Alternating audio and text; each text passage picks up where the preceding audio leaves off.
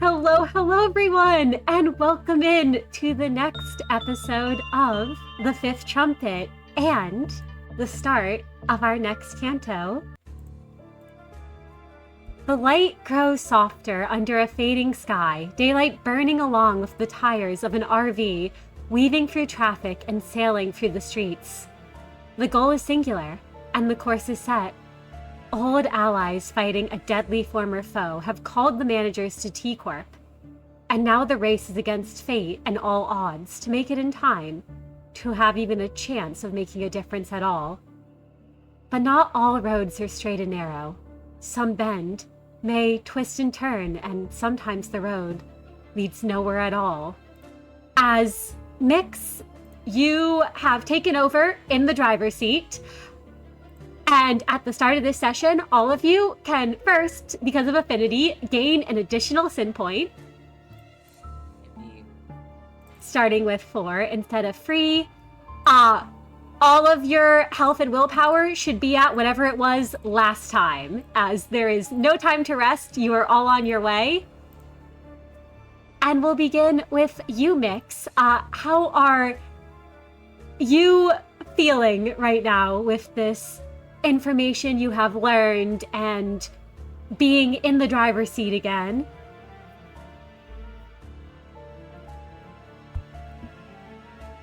I think Miix is actively hauling ass. She feels pretty good regardless. They're making pretty decent time, so that's good.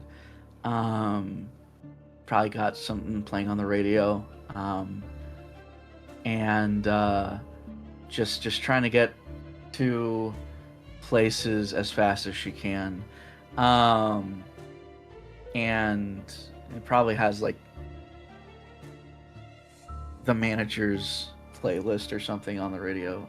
But yeah, she's obviously anxious because of the events that we ended on last session, but she's just kind of locked in on driving. She feels fresh, ready to deal with whatever comes. Hopefully it's not too bad. But knowing the managers, there's no such luck. Occasionally she'll like glance back to see the others, or she'll like say a warning and then do like a really tight turn. Not as tight of a turn as before, because she kind of had to swerve last minute, but she does apologize for it. But they've got to go through a lot of back roads and get on the main, because there's little passes and bys, and then on the main road occasionally slipping in and out. But yeah, that's Miix's deal. Absolutely. And Merru, how are you feeling, especially given that you know who that capo on the other end was? Yes. Hello. I'm Merru Online. I play Merru, our control team department head, and currently he is not panicking. But I think hearing that that capo is now making moves against one of their allies, one of their only allies, I think. You don't have many of those. Yeah. Is not a good sign at all. So he's definitely a bit stressed. I think he probably had gone over to where Kai and Pryor had fallen to try and help them up at first, ignoring the fact that he was the one who had knocked them away from the kitchen. But and after he helps them, he probably keeps checking out the closest window that he can to see like where they are on the road, as if that'll make them drive any faster. I mean, it doesn't, but he keeps looking anyway. So that's how he's feeling right now. Absolutely. And Pryor, how are you holding up, especially after having gotten knocked down and then helped up again by Merru? Listen, there are more things to concern oneself than simply the status of being knocked down and helped to your feet like some kind of feeble old man. Pryor is clutched to the kitchen counter, with a white-knuckled grip, stabilizing himself as Miix's driving is focusing on, as Miix is an exceptional driver, but Miix is currently focusing on driving as quickly as possible at the sacrifice of most other things. He's definitely shaking because of the speed the RV is moving at, but he would be lying to himself if there wasn't a little bit of the tremor in his hands because of what exactly they're driving towards, or more accurately, who they're driving towards. Absolutely, and you know quite well just what that person is capable of. As Kai, we go to you, and how are you holding up, especially seeing everyone's reactions to all of this? Kai has been going through the gauntlet through Miix's driving for the past bit. Still woozy from having the full weight of a grown man, I think, in his gear slamming into him. Yep. When Miix pulled the world's tightest U-turn. He's been looking out of the corner of the window, trying his absolute best not to suffer from motion sickness, and everyone is on edge, or at least the two people that are nearest to him. He knows something is coming when they get there, and he just hopes they can get there in one piece first for whatever it is that everyone's so frightened about. Absolutely. And managers? Mr. DM, Yes. may I just add like a little like fluff detail as far as Miix is concerned? Absolutely. Yeah, every now and then. See, what makes this worse is that Miix will honk to get people out of the way. She'll be like, "Fuck you! Get out of the fucking road! You don't know how to drive! You're going fucking 50 on a 70!" And yeah. She's making good time. For her credit, it's working, but Miix, there you go. hopefully there were no thumb or middle members in any of those cars you happen to yell at as you pass them by. It's fine, we're moving too fast. Yeah. But as God, people you don't know how to drive nowadays. as you continue your driving, you all have a moment as you're traveling to speak amongst yourselves. I will interrupt if something happens.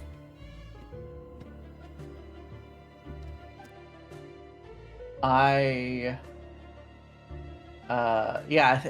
is just like, God, people don't know how to drive these days. Oh my God, I didn't realize it was this fucking bad.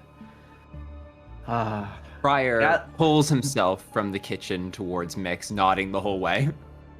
God, get the fuck out of the way. Oh my God. They're probably not used to seeing cars move this quickly down the street.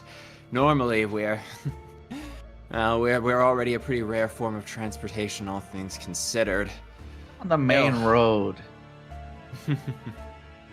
We'll hit the freeway soon enough, I hope. Fuck. All right. Everyone, Kai, are you doing all right? Yeah. Hey, wait. Sit down. Hurry up and sit down. Oh, shit! Brace! Oh my God. Miix does like they're on like a 2-lane road. One going north, the other side going south, and Miix basically speeds up super quickly to get over past the person in front of them before they get hit by another car, and they manage to do it just in time. But Okay, good. We're making good time, and time is not the thing we have to mention. So, Captain Lev is in danger.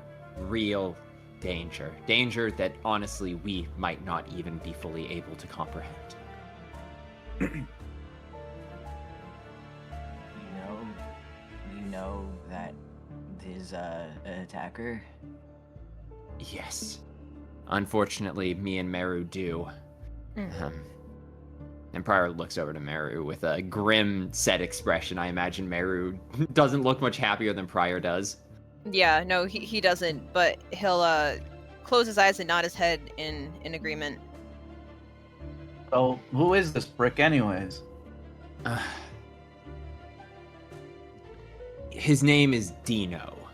Capo III Dino. That's for... Right, I guess, Miix, you wouldn't know a whole bunch about what exactly that means besides the fact that he's one of the fingers, right? That's a great question.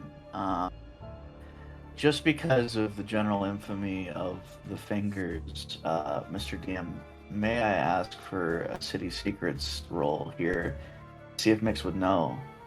It would be a Backstreet Society role, I would say in this case, not City Secrets. City Secrets has to deal with distortions, abnormalities, outskirts creatures.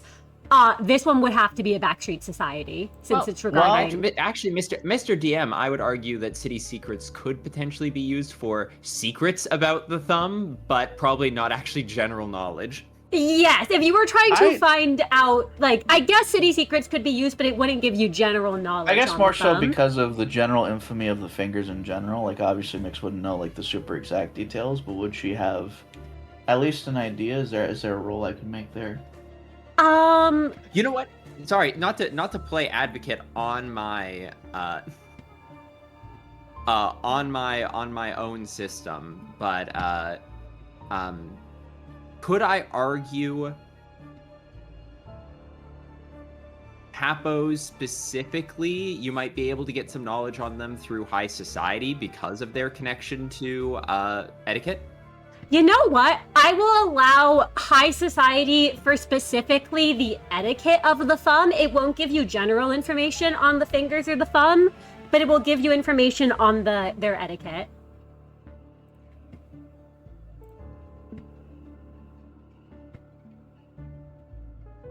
If you would I'll like to take make it. that roll. All right. You can make me a understanding high society roll. It will be at scaling difficulty. Poor thing. And like my intent here is not to like know super like secret detail. Just to know. I'm just want to see if Miix just knows like the general things that the Prior's talking about. Gotcha. But awesome. I will go ahead and do that roll. One success. Look, I gotta do a reroll. I gotta do it. Would you like to spend a point of sanity? Yeah, I will. I'll spend a point. Of Excellent sanity. start. There we go. Okay, that's pretty good. 4 successes. So Miix, you are from the nest. There isn't a lot you know about the fingers or the thumb, but you have heard from, I imagine, your fellow managers, specifically Prior, and also from people who have worked under you in the information team. You've heard and you know of the thumb. You know they're one of the most powerful syndicates in the city, and with the Capos in particular, you know that there is a very strict hierarchy in the thumb. You know that they are very particular about their hierarchy. They have their soldatos, who are their common foot soldiers, and the lowest rank. And then they have their capos above the soldatos, who command groups of them. It is considered, you don't know all the little rules and the details, I would say, about like what the thumb follows or what the rules are, but you know, unless you are on the same rank or higher than a capo, you cannot speak to this man. You cannot speak to this man. You cannot look at this man. You basically, in his presence, will have to be deferential to him. And that would go for everyone here. You know that I imagine the people who would be on the same rank as a capo would be the equivalent of grade 1 fixers, of big brothers. However, you're not 100% sure. Or say a family of A Corp that was actually in good standing. Yes, a family of A Corp actually in good standing. However, you have a feeling that your current fallen family would not garner the same respect from a capo that they may have in the past. Oh, you come also... on, Mr. DM. Come on now. You see her? No, I'm kidding. Go ahead. You also know that above the capos, there are Soto capos, the underbosses, who are the direct underlings of the Capo dei Capi. And then you know the Capo dei Capi is the godfather and the highest rank. So you know a bit about their hierarchy, you know a bit about their rankings.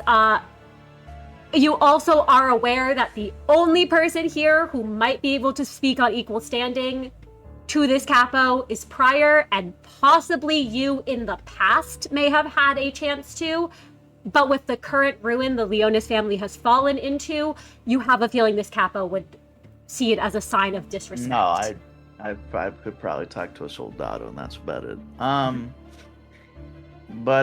in that case, Miix will sort of look away from the Wikipedia page that Pascal pulled. I'm just kidding.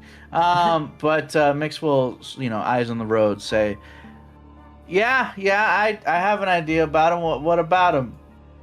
Well, this one's a Capo Terzo of the Thumb. That's the third ranking within the Capo hierarchy. As far as I'm aware, they only go up to 4. So we're dealing with almost the cream of the crop of the same kind of status and rank that Berg was on. Only thing is, this guy isn't a normal Capo.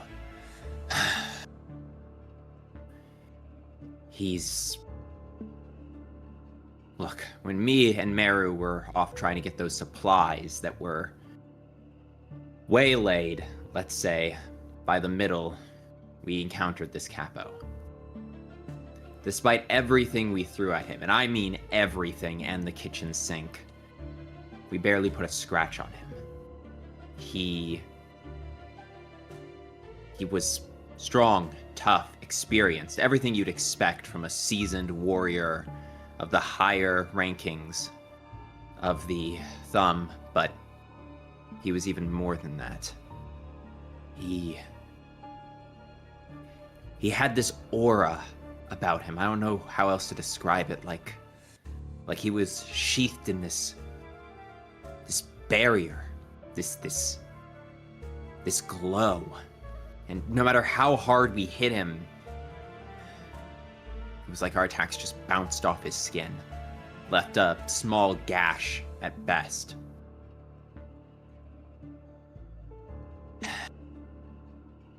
And when he struck, there were these rings of golden light. They sheathed his weapon, his armor, even when he wielded it like it was a weapon. With one hit, he sent Berg flying over a block away.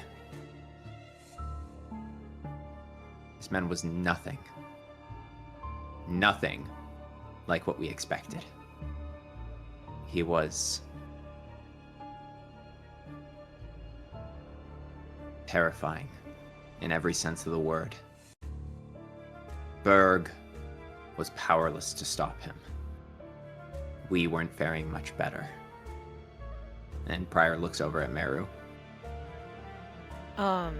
Meru's been nodding along. There's not a ton more that he has to add, but usually he talks in a more confident way about his own fighting prowess, but I think he'll glance off to the side and be like, we were lucky that we were able to get away. I don't know what it would be like to go up against him again. Who knows what else he could do, but Well, oh god. He sounds pretty terrifying, I'll be honest. We should probably not mess with him when if we can help it. The good news is, The good news is, he was acting strange. He was stronger and faster than us, but when we ran away, and we did run away with our tail between our legs, he didn't pursue us. He came alone, but with a few soldatos with him. If running is an option, it should absolutely be our option. That's why bringing the RV, I think, is the best option, and Miix, you're going to be invaluable in our survival, because let me be very clear. If we match Dino in combat, the only thing that matters is getting you back to the RV with as many people as possible and leaving as quickly as possible. You know, I will agree with you on that, because I would rather not. Look, I'm willing to risk my life, but I'm not going to throw it away. So, I just mean we should probably avoid any kind of, I mean, if the guy's as crazy strong as you guys are saying, and I believe what you guys are saying, then however we can avoid. I mean, Lev needs our help, right? Oh, God. Let's do that. Get out of the way. I think that, depending on the kind of help that Lev needs, hopefully we don't even have to deal with the guy. I'm not Right. looking to die today. Not everyone can do what you can do. And I had to do it. But you make a very good point. I'm just saying this isn't like our normal battles we go up against, where even when we're punching above our weight class, we always manage to claw something out. I don't think we have a chance of beating Dino. No, So- I believe you. Yeah. I think I, you're um, right. Avoid conflict if possible, and get the hell out of there. Yeah, 100%. But I guess on that topic, if that's the plan, then it doesn't. Okay, is this guy the kind of guy who holds grudges? There's no way we can talk to him at all, right? Because of I can't talk to the guy. Part of the problem. I know, but I can't talk to the guy. But like, I figure maybe we have one guy here who could. Unfortunately, Dino does not recognize my authority as a big brother. Berg was able to talk to him, but we don't have Berg. Well, you know what? At least that confirms that then. And I doubt I could, because get out of the way, God. Because my family's in ruins. So, all right. Yeah, sounds like we're gonna have to be real careful around this guy. Then again, actually, Pryor puts a finger to his chin and goes, Miix, you're a pretty skilled orator. You have a way with words, you speak fancy, you look fancy, and I mean that as a compliment. Push comes to shove, and we're all out of options, we might be able to try and fake your status. Maybe. Invoke the Leonis name. I mean, it's not like the Thumb has a photographic memory of every single family and their status. The other thing is, though, Dino was after us specifically, so there's a chance he's aware of all of us in our current position, but it's an ace in our back pocket, maybe, if we're completely out of options. Maybe, but the only issue there is... Okay, let me just do... We'll turn... Oh, merge! I'm merging. Anyways. Oh my god. God, get out of the fucking way. I could do that. Only issue is that... Sure, we can try it if need be. But... It's risky because my family fell how long has it been now? 5 years, 4 years. It's been a while, something like that. I don't know. I don't remember. It's been a while, and You're probably right. so Still, they, depending on how studious they are, they could, I don't know, figure something out. This is all so complicated. Oh gosh. right. This guy also will set you on fire. I should make that very clear. Yeah. He will burn you alive. Yeah, I don't. It's gonna be a tough sell. Just bring Also, a fire extinguisher if we fight him. we don't have a fire extinguisher that would be powerful enough, I feel. Anyways, my point is that I would rather us not talk to the guy. I'd rather not talk to the guy. Because it's been a while since I've had to do fancy speech with a proper audience. I don't have that much faith in my abilities to bluff that. So that's my only concern. I appreciate you trying to give me something to do, but I just would rather not touch the guy with a 10-foot pole, if you know what I'm saying. Yeah, you got that right. But Prior pats Miix twice on the shoulder with a hand and goes, either way, I'm just saying, if we're out of options, it's a desperate gambit. well, I can try. I don't know how well I'll succeed. Oh gosh. But anyways, okay, time to. There we go.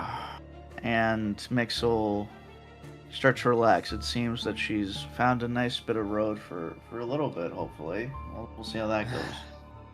Yeah, Prior nods his head and sort of turns his back on Miix so he can let out a stretch and look towards Kai and Merru and say, just, Kai, be careful. I know you normally take hits for the rest of us, but trust me, if this guy starts trying, you won't be able to take many. Understood. I'm glad that our approach isn't fighting him. I mean, what could we even do if he's so impermeable anyway? We're just trying to get everyone out safely, I guess. So, understood. I hope you understand the weight it takes for me to say this. Rescuing Captain Lev may not be possible, and we will have to confront that fact if we get there.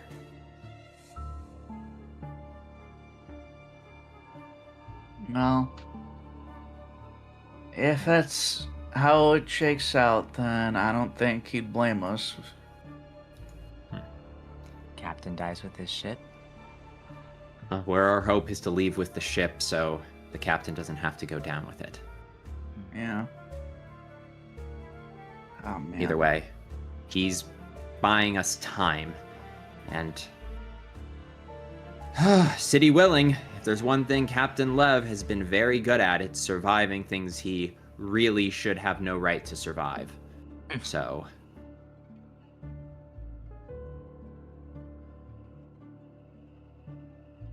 let's get ready. Assuming there's no interruptions, we should be able to make it there.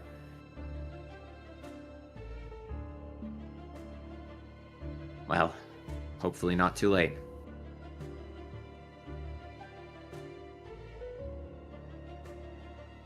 And Prior will settle down at the table, and he doesn't really want to take anything out, considering that even though Miix isn't currently driving crazy, he doesn't want to destroy anything, so instead he just starts cleaning life for a daredevil.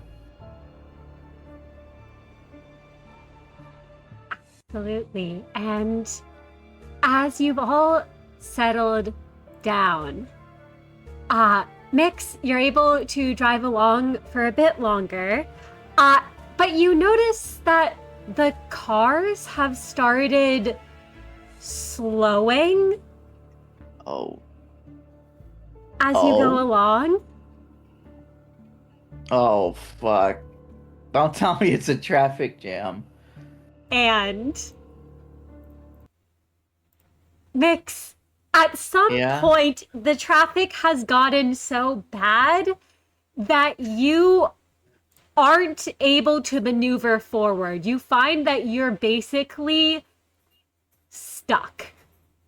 Yeah, I think when Mix realizes how congested it is, she's probably going a little too fast, so she's like, all right, everybody, brace yourselves, and she slams on the brakes. Would you all like to make a roll to not be sent flying as Miix God. slams on the brakes?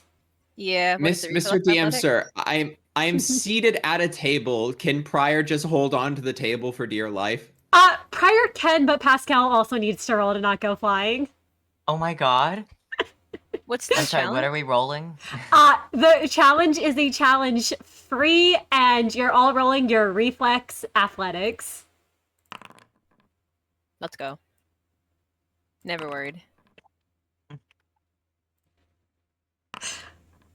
Oh. Yup. All right, so Merru, you got 4 successes. Kai, you got 4 successes. Both of you are able to brace yourselves and not be sent flying. Pascal crit.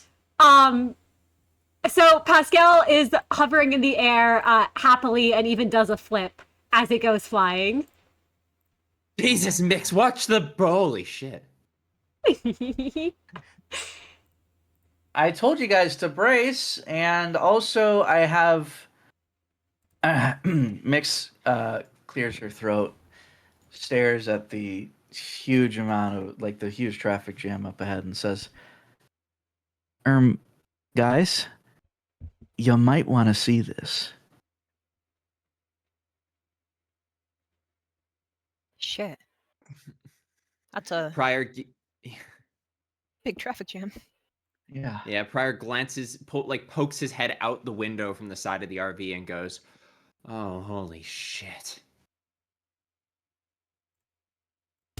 Oh, God. This is bad. Would you all like to make me, at a scaling difficulty, an intuition awareness check? Sure. Aware woman in the world. It's challenge 2 to see anything other than cars, but the higher you get, the more you will see. 4 successes? Good. Yep. 1 success, 2 successes, 1 success. Pryor, Miix, neither of you see anything aside from cars and a traffic jam. However, I just realized something would activate. Pryor, Oh, you no. do hear this. I love you. I love you. I love Oh.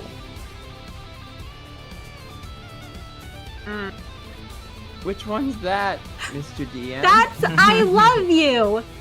There's someone here who wants you dead. Oh, that's fun.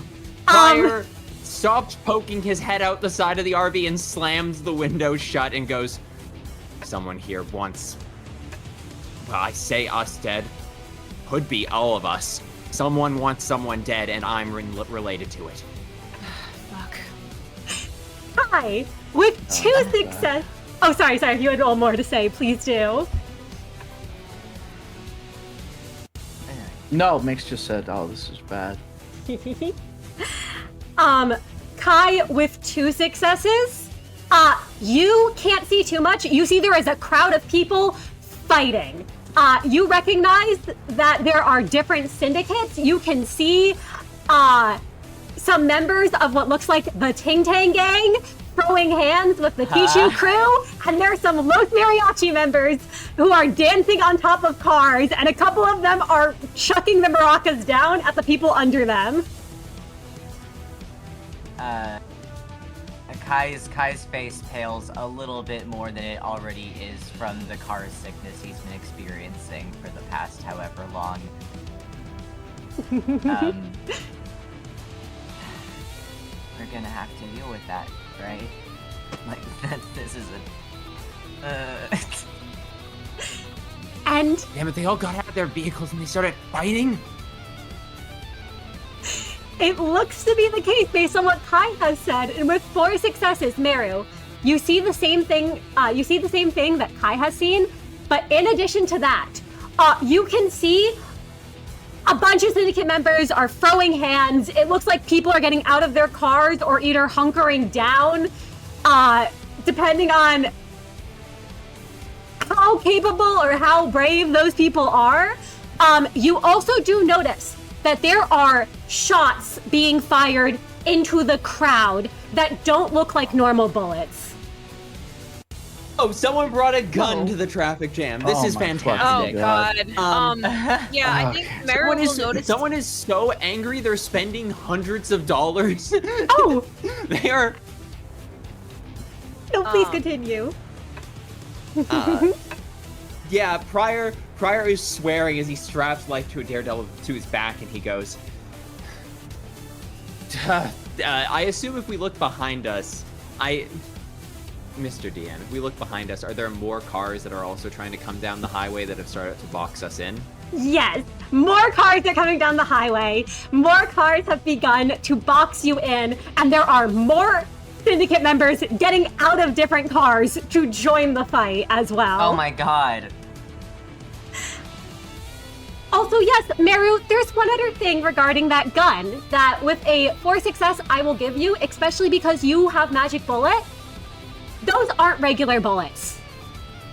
Those bullets being fired are being fired in a way very similar to what you have seen done with Magic Bullet and Solemn Lament, where the bullets almost seem to vanish and they don't leave wounds on the people they hit.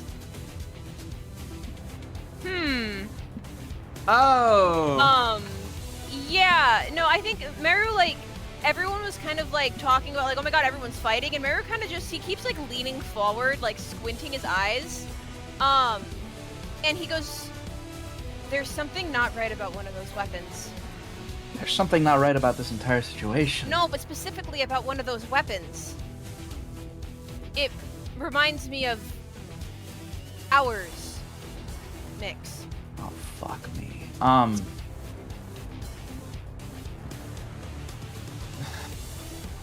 Okay. We really cannot. Shit. We can't go back. There's only one way we can go. If we can cut through the fighting, we might be able to get traffic moving again. You want to cut through all of that? They're already fighting each other. All we need to do is tip the scales one way or the other, and they should clean themselves up, right? Yeah, but I don't want to piss off the wrong syndicate. Well, the good news is I think 2 of them hate us already. That's not good. We don't... Oh, shit. Look, it's not like we have any more business in J Corp. And if we want the hope of saving any of the EuroDVA, we can't waste time. I'm not saying you're wrong, but... Damn. I don't want to be right. Trust me. Yeah. No, that's a feeling I have often. Alright, fine. No, you're right. Okay. We have to be careful. Can you get Pascal to scout the battlefield? Maybe go up, look down, maybe get us a better idea of who's fighting? Yeah, just hopefully whoever's using their... whatever it is that Merru saw, it doesn't see Pascal. I'm gonna have to Miix make a will roll. turn over to Pascal. Okay. Hey, buddy. Beep. Mom needs you to go up and do a little scan of the area. Just tell us what you can see, okay? You gotta be really careful. You can't let them see you, okay? Don't get too close. Beep. Pascal beeps, blinks at you, and flies on out. And I'm going to make a couple rolls real quick. First, Pascal stealth roll. 5 successes. That's pretty good. That's really good. Gonna have to roll against someone. All right,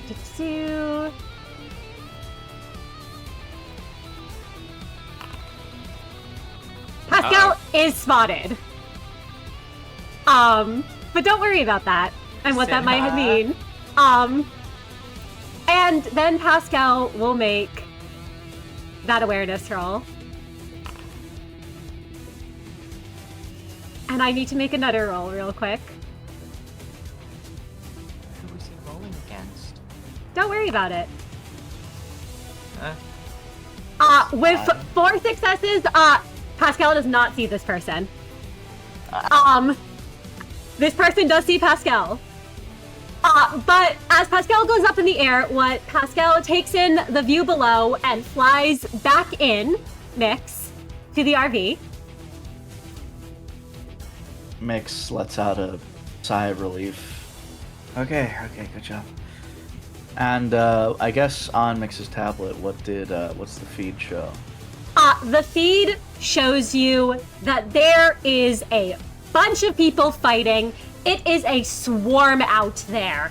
You see that there are Ting Tang gang members who are slicing up anyone that gets close to them with their knives. There are T2 crew members who are yelling and swinging their meat tenderizers, like those heavy hammers they wield around. The Los Mariachis are specifically attacking Ting Tang gang members, it looks like. But you can see that among the crowd of Los Mariachis members, there's some familiar faces. And you see Echo and a group of Los Mariachis members who you remember throwing on at all of you back in the casino. You also notice on the feed that there is some of... Now, it is hard to tell what exactly is being said because there's a lot of people screaming and fighting. However, you can make out people yelling about a golden bow. You can hear people screaming, "Hand it over, the golden bow, I know you have it." And another member, one of the Ting Tang gang members is screaming that, pointing a knife at one of the T2 crew. And the T2 crew member just laughs back. And you can see as he says, "No, I know you're the one hiding it." And the two start throwing hands. The two start going at each other in a bloodbath. Miix will explain all of this to everyone, and then says, all right. If we go out there, we got to do this carefully. We got to do this right. Miix. We do this with we just try not to let them see our RV. Yes, but Miix. And Pryor looks at Miix and says, "There's another golden bow here." Yeah, I heard.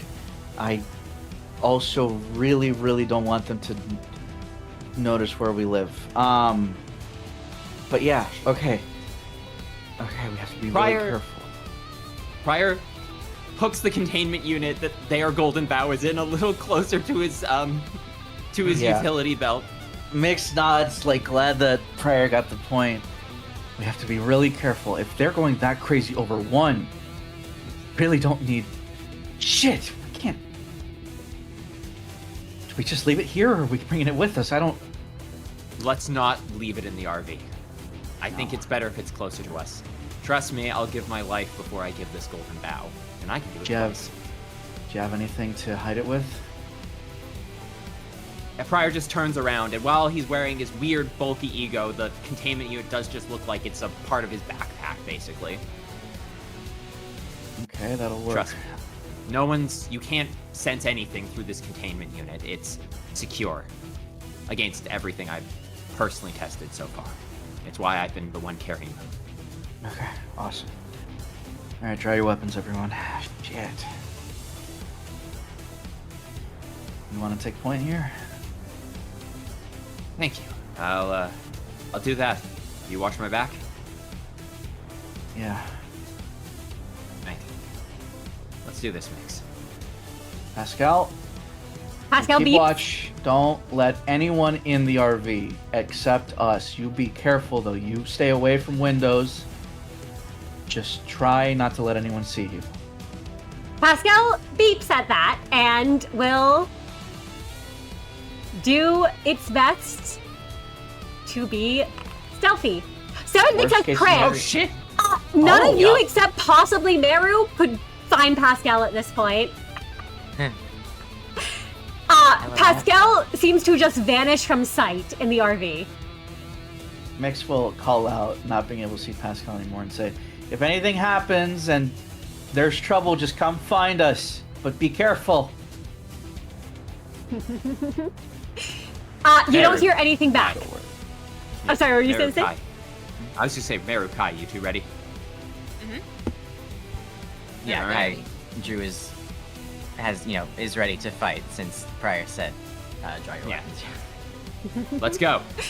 Prior will open the door, swing it wide, and he'll stand by the door and sort of usher everyone out and close and seal it as soon as everyone leaves the RV.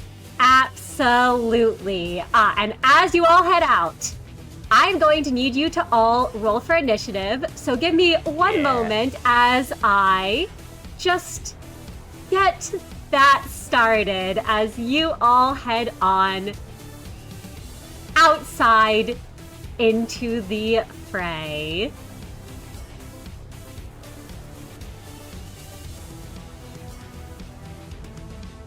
And you all have a feeling that staying inside the RV and hunkering down probably would not do you much good.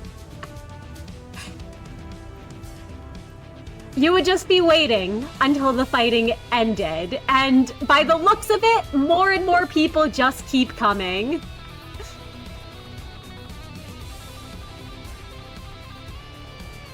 So we will roll initiative and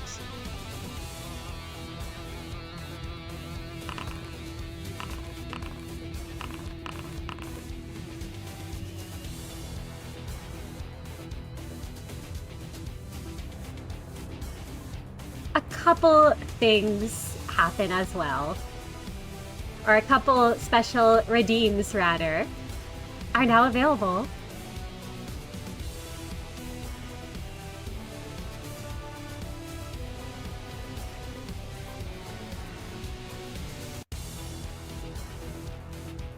So, as you all step out of the RV, before anything else happens, two things are going to occur. The first is that you all see a familiar face and fixer among the crowd.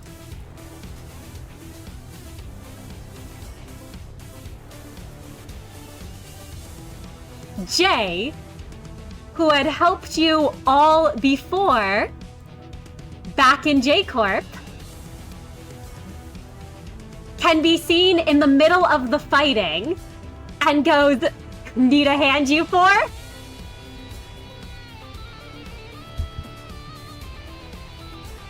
How did Right.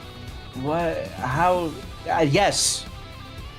Yeah, in this absolutely crazy, like all in everyone in the street fight, Prior doesn't even turn. He's just at this point used to people showing up when a lot of blood is being spilled and just goes, "One more for the pile." You got it. And Jay grins at you. And one other thing happens.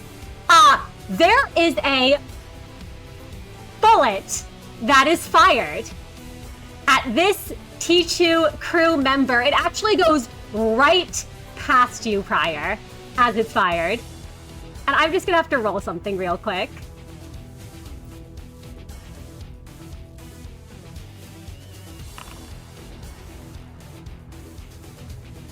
Four successes, that hits this T2 member.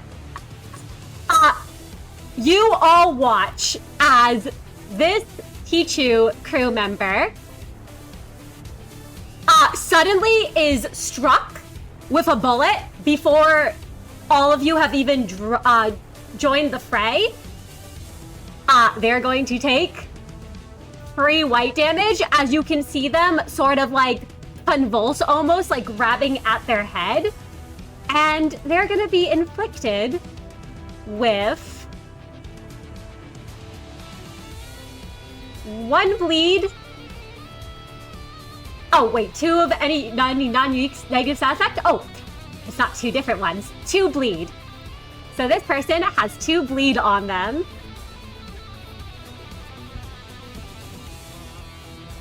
Oh god, and then does it double? Which then doubles to 4.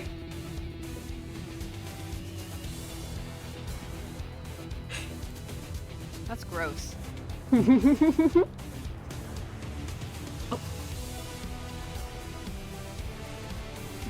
gosh.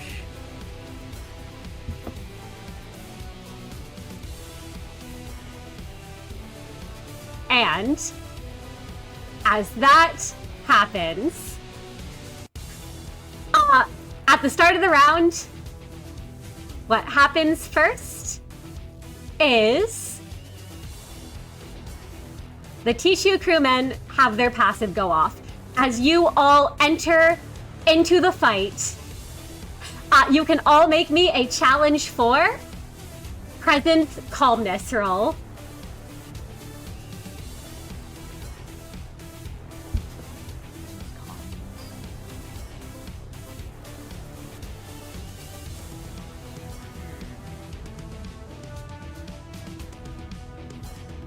Presence is not a good roll for me. The challenge 4. Yeah. Yep, That's challenge not for. a good God, roll. come on. Hang on, let me modify that. That's not good for me either. Okay. 4 successes, Kai. You do not take any damage. No, we have an extra sin. Hmm. I don't like getting hit. Calmness plus present. Rolling, by the way? Just Yes, you to are make sure all I'm- rolling. Okay. Damn. 4 successes. Prior, you take no damage. 2 Jeez. successes. Would you like to spend sanity, Merru? Please. Yes! 4 successes. You take no damage. And Miix. You know, I feel like. Oh gosh. I have the worst one by everyone. I have to use a sim point, or else there's no way. I guess I can. It's there to be used. I will push. Hell yeah. Oh, 3 that's successes. very close. That's close. I just have such a small sanity pool. I cannot afford it. I mean, I think because it's aggravated damage, so I think it actually doesn't make a difference either. Well, I guess it's a difference because you would take 2 aggravated to your tracker if you failed, or 1 superficial set if you succeed, which would then become 2 aggravated anyway. Yeah. You also do feel the light wash over you. You do get to heal a point Oh. of sanity damage.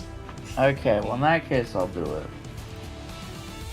Oh god, but I'm rolling 1 dice. Just try. Hey, 50-50 shot. Yep. Coin flip That's odds. true. Come on. No, come I on, got come it, on, I come got on. it, I got it. Yup. And there they we got go. a 6 crit. success There we go. crit.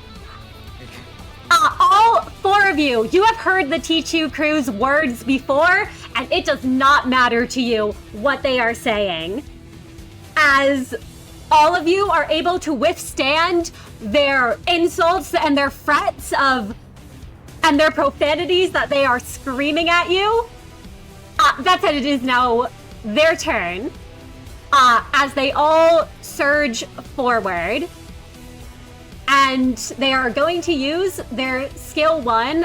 This one, the one with bleed, Merru, runs up behind you and swings at you. However, they have bleed on them at the moment. So they are going to take 4 superficial red damage. And then they are going to have their bleed to 2.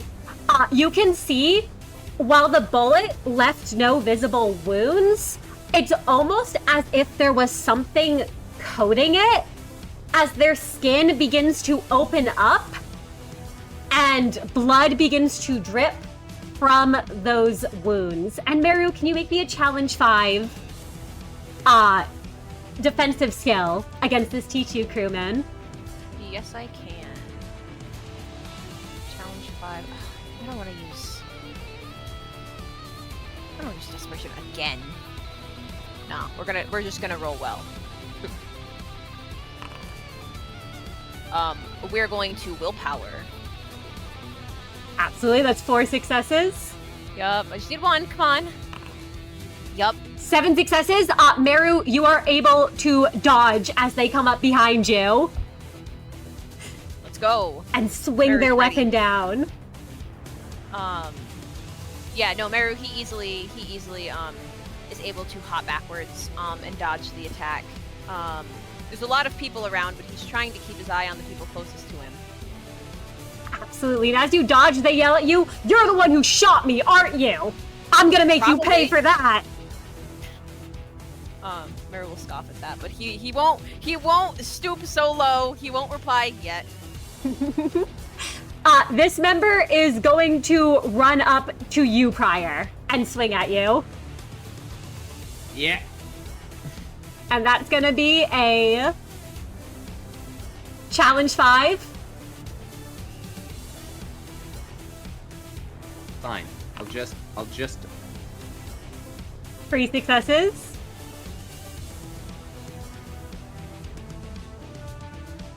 Would you like to spend a point of sanity? Yeah, I'm just realizing it's not a new day. It hasn't been a new day since yesterday, or since the distortion fight, has it been? It has not. Oh, I am almost out of willpower, or I'm sanity boxes, because I still took all that pale damage. I forgot about all the pale damage I took. It's fine. It's fine. It's fine. It's fine. 5 Literally successes. fine. Prior's about to corrode. But that's a later problem. We deal with that later.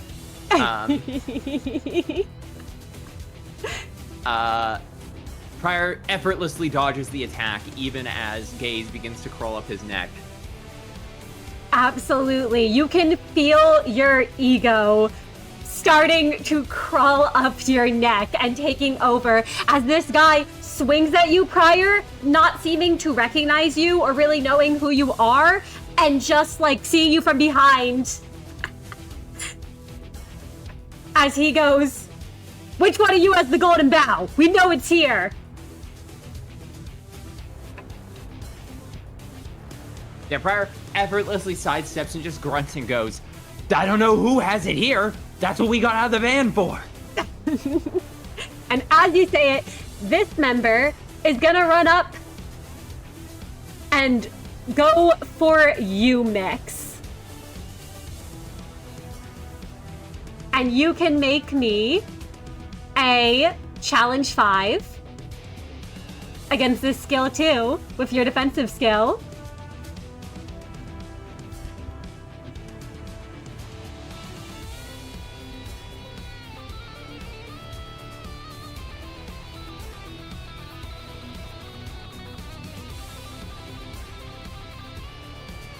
Oh, but before that happens,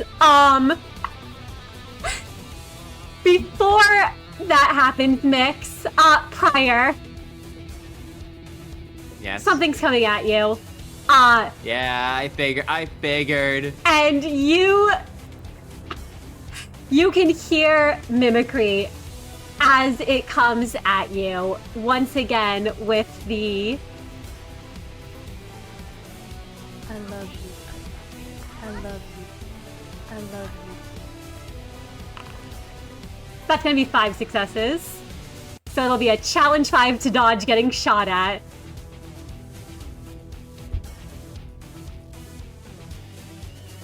Oh boy. Oh, challenge 5. Oh, it's so easy. I'm so good at that.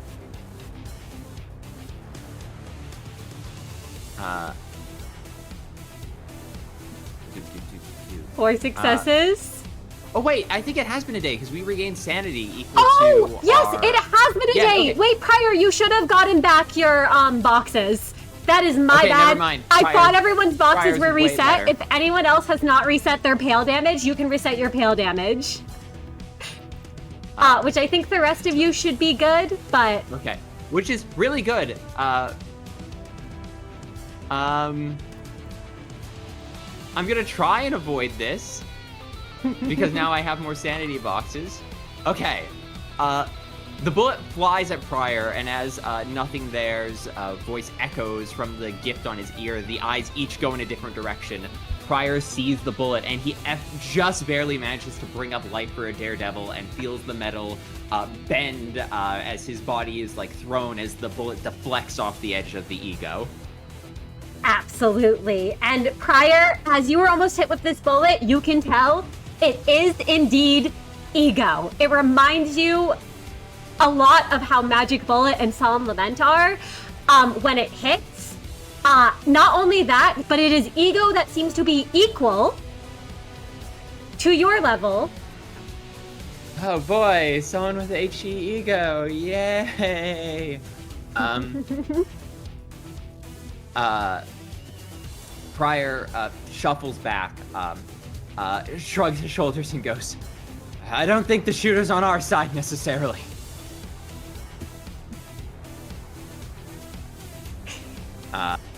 And with that, Oh, this Pryor fight... will, Pryor sort of like rolls his shoulders for a moment, and as he sort of looks around the battlefield, I know it's not my turn, so I'm not gonna ask to see the target, but Pryor sort of like readies himself and looks for another shot to come across. Absolutely. As you prepare yourself, and on your turn, you can ask for Miix. You can make me a challenge 5 against this attack. And I don't want to do that. Have we considered that? That's a good offer. God. All right. Let's hope. I'm fine. All right, we're good. See, 5 the trick successes. is I have to complain, and then it'll go well. You are able to avoid the attack as this weapon comes down towards you, Miix. And as it does, you can all gain an additional point of sin from Affinity, Awesome. Oh, perfect, I need that. thanks to that being redeemed. Shall I describe what this looks like? Oh yes, if you would like to describe what it looks like, go for it. Yeah, I think Miix is at this point a little fed up with how all of it's been going, and she decides enough is enough. What weapon do these guys have again? This one is holding this large hammer, you can see, that they swing at you with. Oh gosh. Yeah, I think at that point then Miix will use the flip one of the Solemn Lament pistols into a upside down reverse grip and literally just block the hammer. Sparks fly as she is desperate to not get her skull bashed in by all of these guys. So there you go. Absolutely. And as you're able to avoid that, on turn 9, Jay looks to all of you and says, so which one are we fighting? The Tishu crew or the Ting Tang gang? I kind of like the Los Mariachis, so I kind of don't want to fight them, but... Let's focus on the TQ crew. You got it. And Jay is going to attack this member right here who attacked Miix.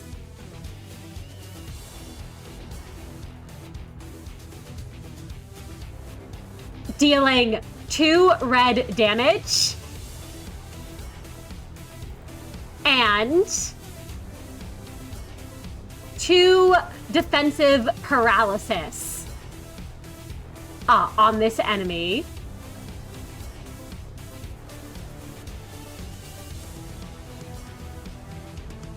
And as Jay attacks, Jay says, I got all of your backs again. Good to have you. Good to be here. And Prior, we go to your turn. All right, awesome. I really don't want to have infinite enemies on the battlefield. Can Prior try to make a leadership? I'm gonna try and swing for leadership rather than persuasion. Can Prior try and like hop up onto a car and like see if he can get a beat on Echo, since we saw go through Pascal, and try and like propose a temporary truce? Absolutely. You can do so. Okay. Prior hops on a car, pulls Lifer a Daredevil out. Among the chaos, he sort of like gestures towards the Los Mariachis and goes, those of you with a song in your heart, if you remember us, we remember you. We are just trying to get through traffic.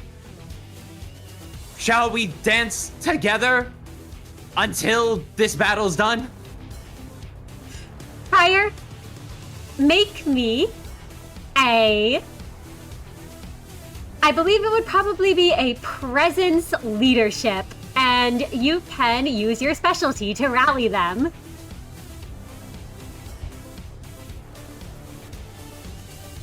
What's the challenge? The challenge is you know Los Mariachis from before? Challenge free. Okay. 4 successes. I kind of want to do better. Yeah, who needs sanity? 6 successes. 6 successes. As you call out to them, Prior, among the battlefield, you do see Echo, who spots you and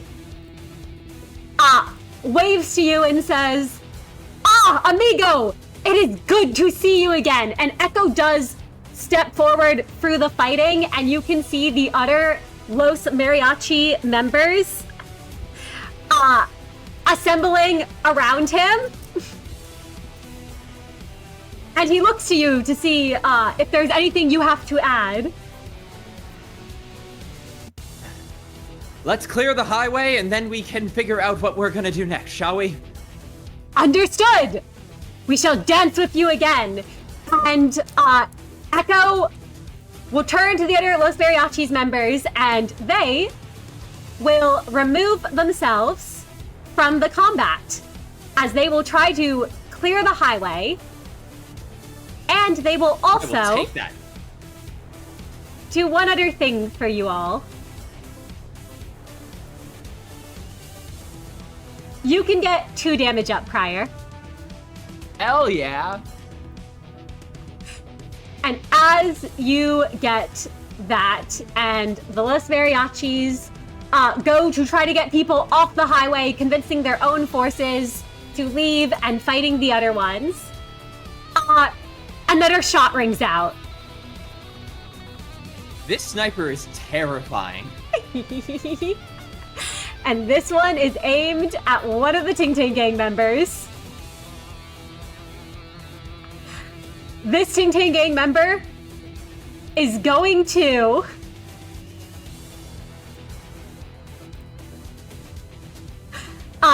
be struck. They are taking 3 white damage as they suddenly clutch at their head, sort of doubling over. They have been inflicted, this one, with 2 sinking, which is then doubled to 4. And they sort of look around wildly as they go, who did that? Who shot me? And Kai, all of the Ting Ting Gang members look towards you, and there is recognition in their eyes as the one who got struck points and says, you, the blonde one's that scary asshole that killed Jin. He didn't even do anything. And all the members turn towards you, Kai, and you can see them drawing their weapons with a single-minded focus. their glares hardened solely towards you. Let's get him for Jin! Guys, rhinophores stand up straight like spines. Fuck. I kind of forgot about doing that. And then half mutters under his breath, I hope these guys are succeed because their boss was. At least we have other shit to deal with. And crouches low, and flexes his claws, readying to attack and defend. Let's just get this over with. Absolutely. And Crier, is there anything else on your turn that you end with as you see that both Mariachis members have also started attacking some of the Ting Tang Gang members, trying to clear them off the highway?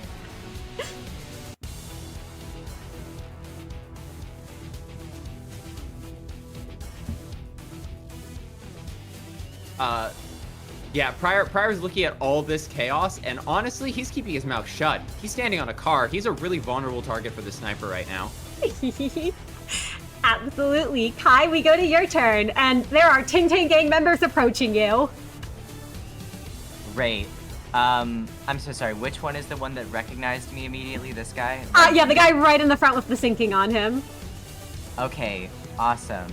I'm gonna go for attacking him first, I think. I'm gonna use my skill 1 and try to grapple him. I'm gonna try to, like, push him up against the car and try to get some damage in, is the goal. Absolutely. I'll also let you know, Kai, when you're attacking, you are on a bridge right now. You can try to push people off, if you so choose.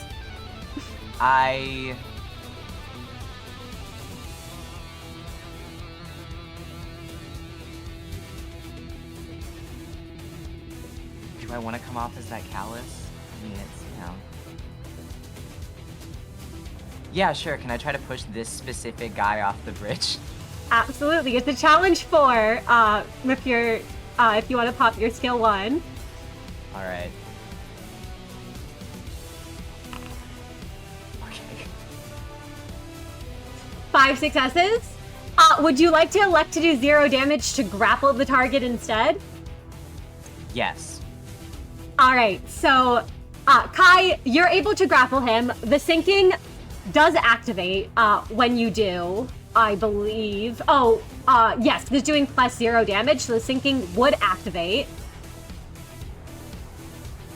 And he is going to take 4 damage and clear his sinking. And as he does, he says, "You! We all remember you! Remember what you did to him?"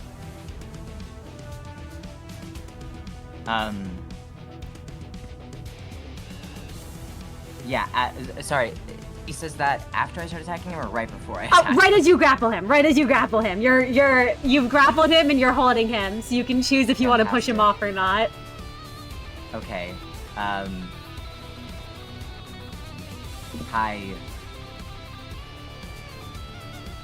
Kai gets in close to this man that's yelling at him as he has him pushed half over this bridge. His paw is like holding him up by his shirt. He could drop him over if he decided to use enough force. And he goes, "You shouldn't have made this personal. It's just gonna get you killed too. I didn't know what I was just defending the people I care about, just like you think that you're trying to right now. This is fruitless. You understand that, right? It was just as easy to kill him as it's gonna be to kill you."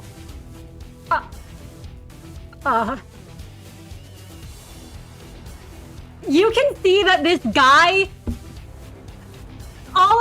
as you're holding him over the edge, all of that bravado seems to leave him at once, as that terror seems to overtake him.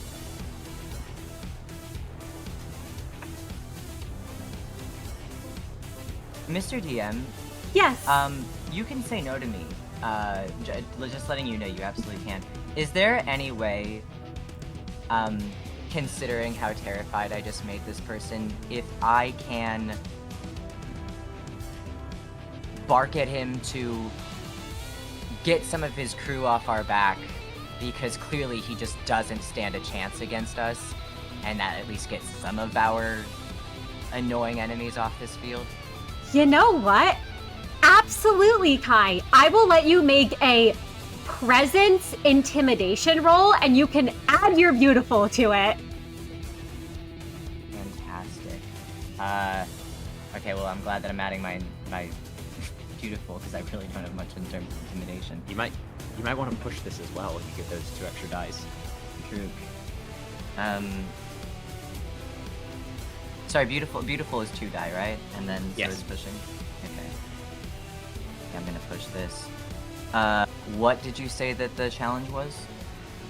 The challenge would be to intimidate this guy, a challenge 4.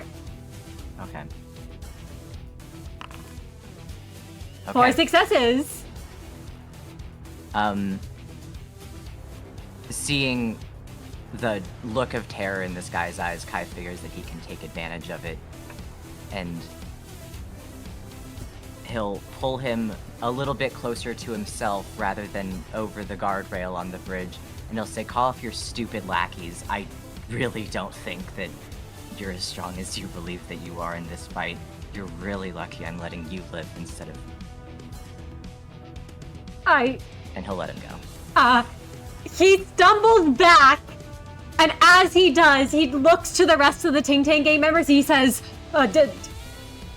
Ting Tang gang, fall back. That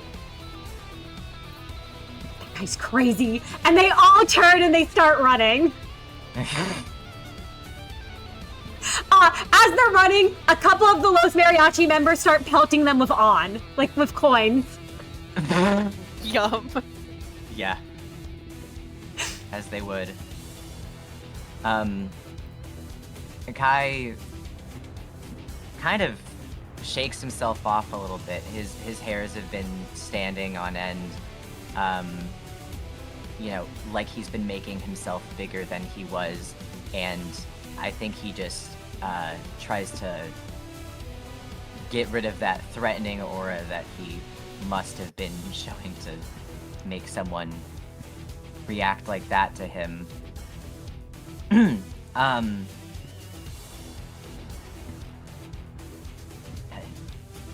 Back to it. Absolutely. And From up on top of the car, Pryor watches this whole sort of little scene play out. He didn't say a word. His mouth remained pressed shut. And it's better that Kai won't know how proud Pryor is of what he just saw, especially because Kai did not look to him for approval. And Pryor thinks it's far better that way. He bends his knees, tears his gaze away from Kai, and focuses on the battle ahead. And Pryor, in that moment, you had looked toward Kai. You know what? This person's going to willpower. Sorry. They want me that bad. They want me that bad. Okay. They want you 6 dead. successes.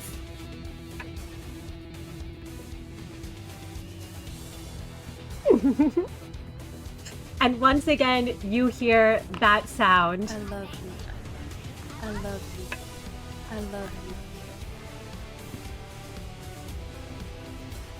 Well, that's gonna be 1 success, which I think is less than 6. Yes, it is. So, Pryor, the bullet strikes you. And when it does, you feel it tear through your ego armor. It doesn't leave a physical mark, but you can feel this creeping feeling in your brain. And as you do, you will take 3 white damage, which I believe your ego gift of 1 sin will protect you from one of those. So you will take 2 white damage. Oh, and your ego armor. You endure white. I don't see them, so I just endure it. Okay. So I will take 1 white damage. Yep, you will take 1 white damage. Which is enough to strain Prior, but not enough to push him over the edge. And as you're hit with this white bullet, something else happens. You notice, Prior, that there is a poison coating the bullet that doesn't seem to be related to ego at all. And as it digs into your skin, I won't make you roll for this. You remember how your daughter's lethal alchemy feels. I knew it. I knew out of character what was happening, but Prior is shocked. He feels the splash of something on his skin and his flesh react to it. And his eyes sharpen and turn to pinpricks as he feels it seep under his body. What status am I being afflicted with? You will be afflicted with burn, 2 burn, 4 burn as it doubles. And the fire begins to eat away at your skin. Yeah, Prior looks away from Kai for one moment. There's like the sound of a gunshot. Prior's head whips forward and he catches fire as he like tumbles off the car.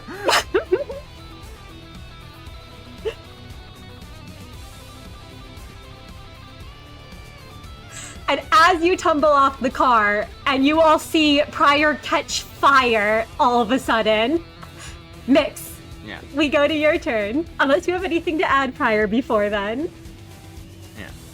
Prior starts looking around for this sniper frantically, but he's not going to call out anything because he doesn't know what the hell is happening and doesn't want the fighting to turn on anyone else right now. Absolutely. Miix, there are 3 T2 crew members left on the battlefield right now. Oh, I did realize Resolve was actually activated, so Prior, you only took 2 burn instead of 4. Is there any way I could persuade them to go away, considering we have just completely decimated the Ting Tang? I would say you They're could pretty injured. try to. Persuasion, understanding. Like, hey guys, don't fuck with us. This is bad. This will end badly for you. The Ting Tang just ran away from us. From one guy, actually.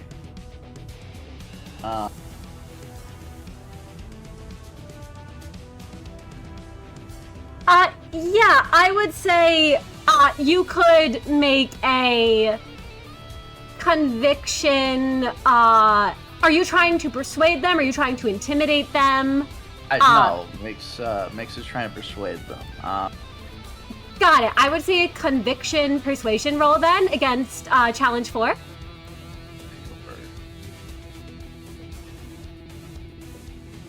Is also self-serving, but she doesn't want to kill anyone else.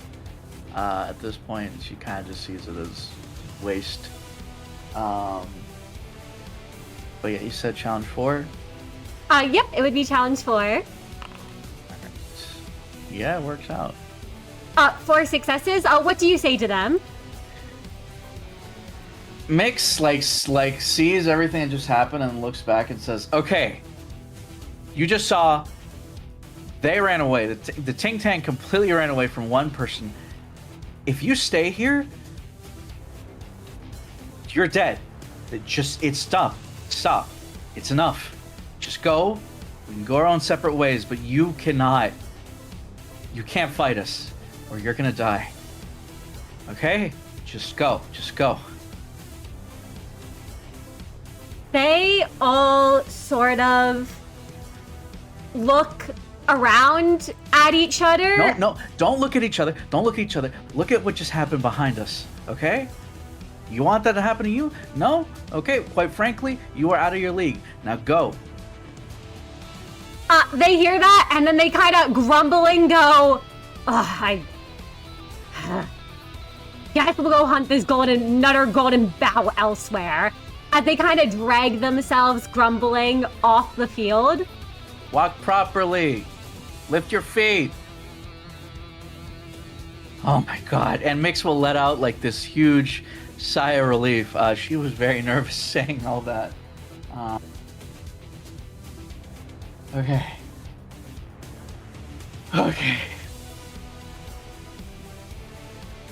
And as you see them clear out,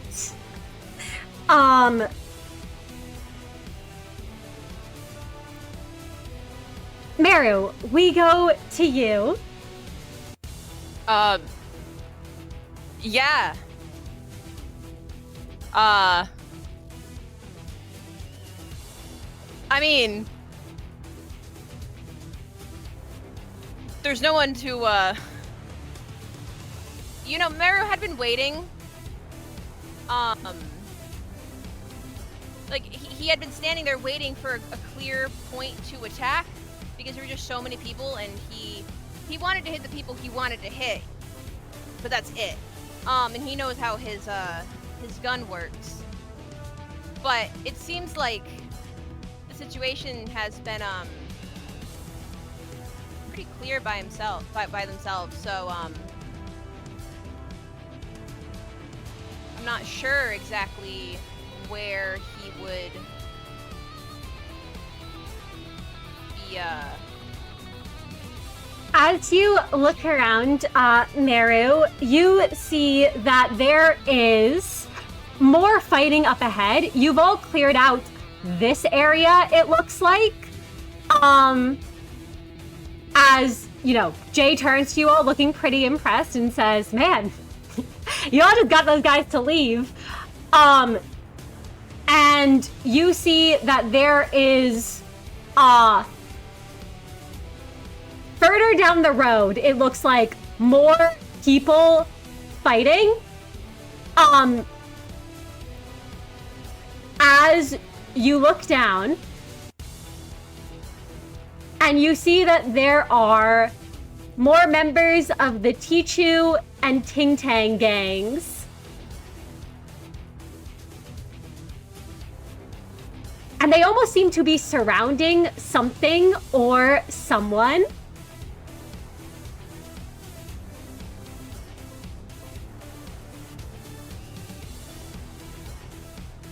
But you're not quite sure who in the intensity of the battle here. All right. Okay, so there's more people. Oh, right. You gotta be in the initiative. Yep. And as you look, you can feel a light wash over you. And you can all heal for a point of sanity. Oh, okay. All right. Okay, so I'm imagining you said they're all ganging up on someone? Yeah, it looks like they've all ganged up on someone who's fighting in the midst of them. Okay, well, I'm imagining we just have to fight these guys. You have a feeling it looks like these ones are pretty intensely focused on whoever they're fighting. All right, yeah. Merru, listen, they gotta clear this out anyway. So, Merru's gonna shoot. Absolutely. I want him to. I always forget how to make the line. How do I do it? You click on the ruler button, or you hit control, or you hold control and then drag. Aha! Is wait, I just had it a second ago. Aha! Does this work for a line? Does that work for a line? Oh yeah, you could hit those two and spend a point of Sandy to not hit Prior there. Okay. Just miss being able to avoid hitting him. Okay. I will spend a point of aggravated. It's fine. I also, because I want to get this done as quickly as possible. I got another sin point, so I'll spend it to use my desperation. What's the challenge? Challenge 4 to hit them. Challenge 4? Okay. No, I'm willpower rerolling that. There we go. 7 successes. That's fine, I'll take it. That is going to deal 7 damage to both of them. And as it hits them, you can describe what it looks like as you fire magic bullet. Yeah, no, Merru, he is, like I said, he had been waiting for a good shot. And I think after the first group clears and he's able to see that crowd, he, knowing that there's not really much he can do to talk them out of leaving, he quickly, raises magic bullet, and before they notice him, he pulls the trigger and watches the portal form as that bullet shoots out, hitting 2 of them pretty cleanly. It's a decent shot. He's had better shots, but he's also had worse shots, so he's fine with it. Absolutely. And as you shoot both of them, we go to the top of initiative, and Jay, having seen you shoot at the Ting Tang gang, goes, "We hitting these ones?" And runs over as if waiting for an answer or command. That's the plan. All right. And he is going to attack that Ting Tang gang member there.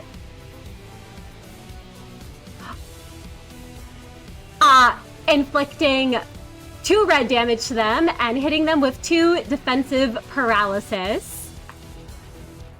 So this one's challenge will be lowered by 1. And I did notice, as Jay goes to attack, this Ting Tang gang member here, that ego fires again, and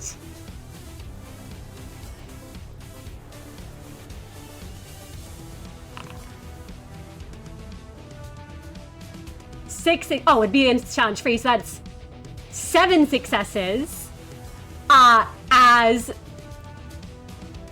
this Ting Tang gang member takes 3 white damage and is going to be inflicted with 2 bleed, which would be doubled to 4, as another one of those bullets comes flying and hits.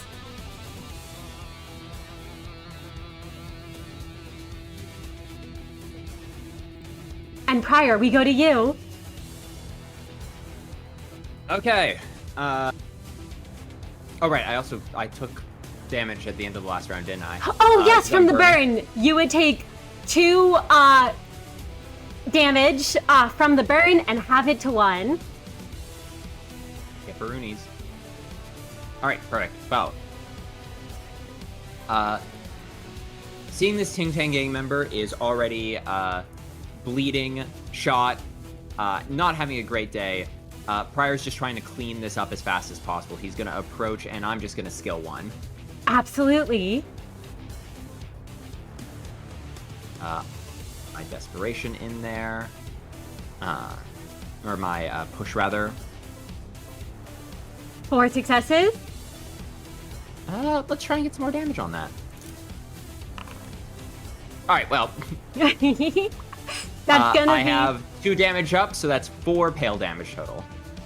All right, yep, with your damage up, you do 4 pale damage, and this guy is looking in not good shape.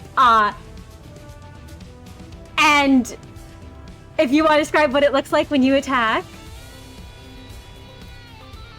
Yes, Prior, rolling on the floor as the flames lap at his skin, pulls himself to his feet, and with 2 steps, he pulls life from a daredevil from his back, and with a singeing pale blue slash, tries to bring the Ting Tang Dang member off of his feet and onto the ground, where he'll be less of a threat. Absolutely. And as he starts to fall to the ground, we go to the T2 crew members. They are ignoring all of you at the moment as you see them attacking whoever is in the center there between all of them. You can see them raising their weapons, and they seem to be focused on whoever they are fighting in the middle of this mess. And Kai, we go to you.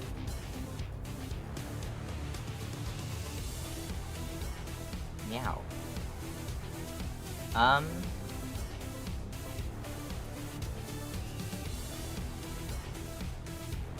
So, we're just trying to we're trying to get through these guys to get to whatever's in the middle here, right? So We're just trying to clear traffic. Yeah, There's you're just someone trying... in the. I'm sure the person in the middle is definitely not going to be someone we're going to have to fight at the end of this. I'm sure that that's not going to be a problem at all for us. what if we can clear a path around them and then just scooch our RV? It'll be perfect. No, okay. I'm pretty sure you can probably bring them that gang member in front of you if you just smack him with the back of your claw. Yeah, okay. I'm just gonna skill 1 that guy, not grapple him or anything, I'm just gonna attack. Absolutely. You are able to do that. It's a challenge 4. Is it the guy who's bleeding right now? Yes, it's the guy who's bleeding right now. Absolutely. You can... Kai is about to decimate him with his secondary skill 1 effect. That you are. Oh wait, no, maybe not. Hang on. Let me be goated real quick. I don't know what that roll was. I low effort is, you know. There we go. 4 successes. You are able to hit. Kai, you are doing 2 red damage to this guy and inflicting a point of bleed, I believe, that you then activate. Bleed on this target. And he has 5 bleed on him. This guy is going down to the bleed. Are you aiming to kill, or are you aiming to just knock him out? I don't care to kill this guy. Yeah, Kai's aiming to incapacitate this person, yeah. Absolutely. You knock him out, and he is basically bleeding out on the ground, but you have a feeling his members will probably deal with him. Hopefully. Yeah, he's probably got a concussion. That's not my problem. Whatever. And Resolve has activated on all of you and is up. And as we go to the Ting Tang gang members who are still remaining, Prior, you have a shot coming your way. Yeah, I figured as much. Oh! Oh, well. Only 2 successes this time.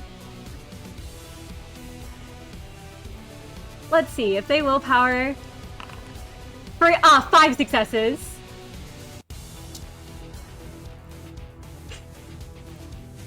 I 5 love successes. Okay. Yep. Yep. I love you.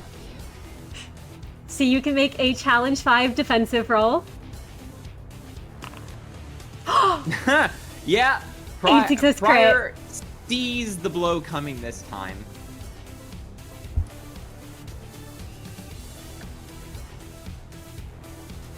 That you do. And how do you react when it comes towards you? Prior, this time, is now has a pretty good triangulation of where the blows are coming from. So when he hears the sound, he immediately brings the blade up, spins it around, ducks behind the car, and shrinking his frame as much as possible, he's easily able to sort of funnel the strike down to one particular area and then deflect it with the edge of his blade. Absolutely. You are able to do so, and as you do, we go to these Ting Tang gang members' turn. They're gonna turn around because they are now being attacked by all of you. This one is gonna run up and try to attack you prior.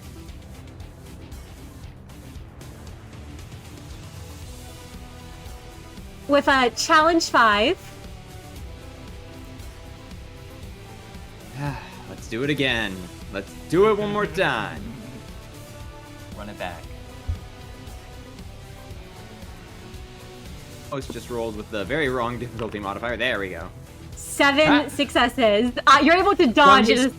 From his crouching position, Prior just effortlessly moves into a combat roll and slips underneath the attack. Absolutely. And as you slip under, this one here is going to run over and try to attack you, Kai. Yippee. And that's going to be a challenge 5. Okie doke. Oh my gosh, I'm rolling badly for these. Hang on. Wait. Okay, there. 5 successes. Kai, you're able to guard against it, if you'd like to describe that. I genuinely don't think that Kai could find a Ting Tang member intimidating at this point. Just considering his experiences with them so far. Whatever weapon this guy tries to bring down on him, he bats it away with his paw like it's child's play. It just isn't. It's cute. Absolutely. You're able to just kind of bat it away, and Miix, we go to you. Yeah, I will shoot this one. Absolutely. You're aiming for this one. Yeah. And that's going to be a challenge 4 to hit them. Wahoo.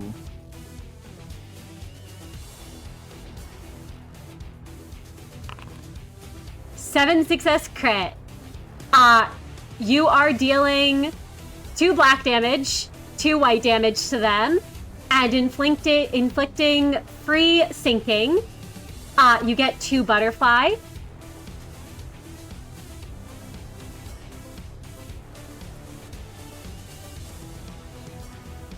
And do you want to describe what it looks like as you hit them? Yeah. Well, I think for this one, it's just pretty simple. Miix just shoots the Ting Tang member. Absolutely, the butterflies split into them. And we go to you, Merru. All right. Well, that's a lot of people in front of me. That's a lot of people in front of me. Am I able? Can I know that I'm like adding into a crowd, but can't. Oh, that's too far up. Like right there, and how do I do this? Shoot this one. You're aiming for that one? Yeah. All right, I think it's Far just away, so. that one member there. All right. Yeah, you can shoot at that one. It'll be a challenge 4 to hit them. Okay. I don't know if desperation is time for that right now. Well, I still have 3 points. You know what? Yeah. I'm greedy. Yeah.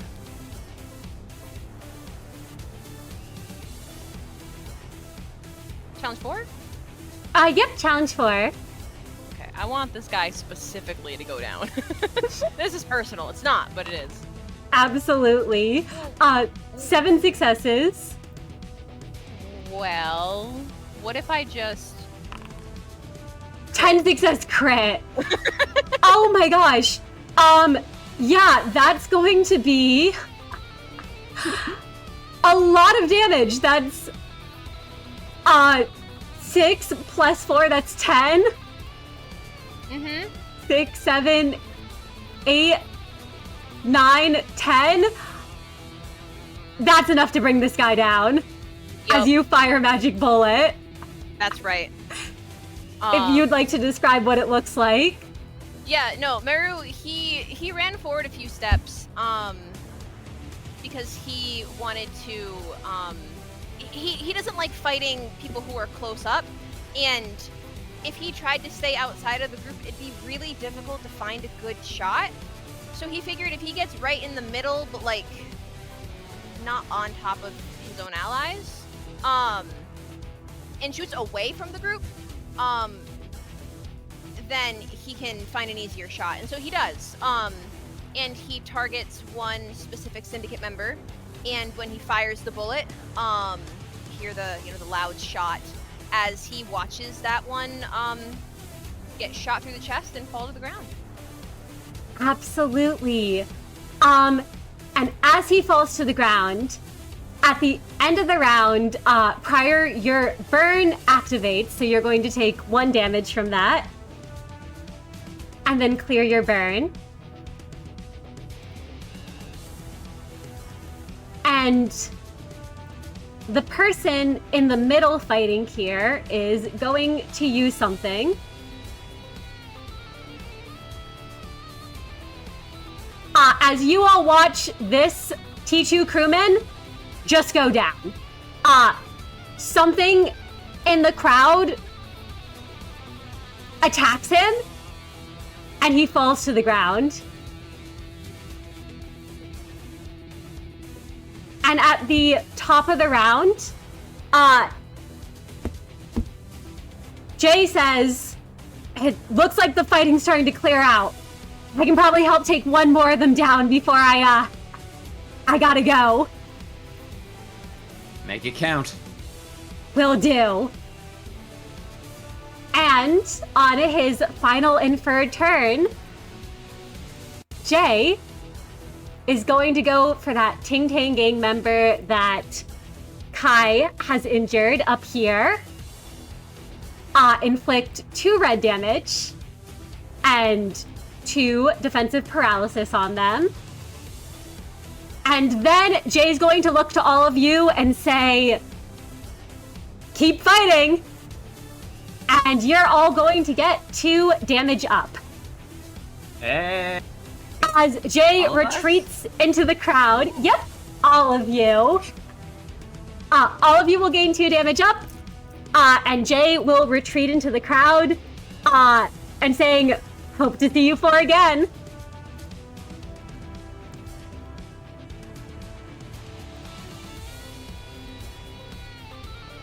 And Prior, we go to you. There are only, it looks like a couple Ting Tang gang members left, and whoever's in the center of this fighting looks to be taking quite a bit of them down. Well, Prior sees an opportunity. He's going to try and bring the one that's already injured down to unconsciousness, because oh my goodness, I don't think Prior has ever skilled one this much in his career so far. The advantage of this, so it's only difficulty 3 because they got 2 defensive paralysis, correct? Yep, they have 2 defensive paralysis if you're going for this one, so it'd be challenge free. That's enough. You've got your pale damage you do, and you've got 2 damage up, so that would be 4 damage to them. 4 pale damage, yep. 4 pale damage. They are not looking good. This guy looks like he is on his last legs here.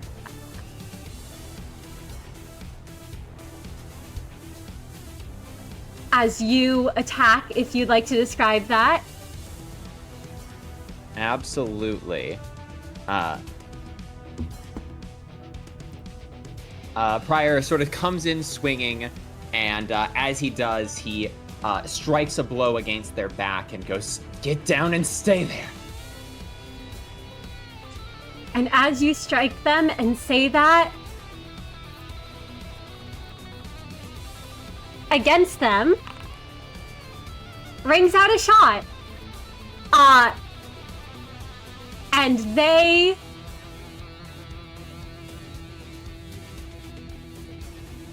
are hit by one of those bullets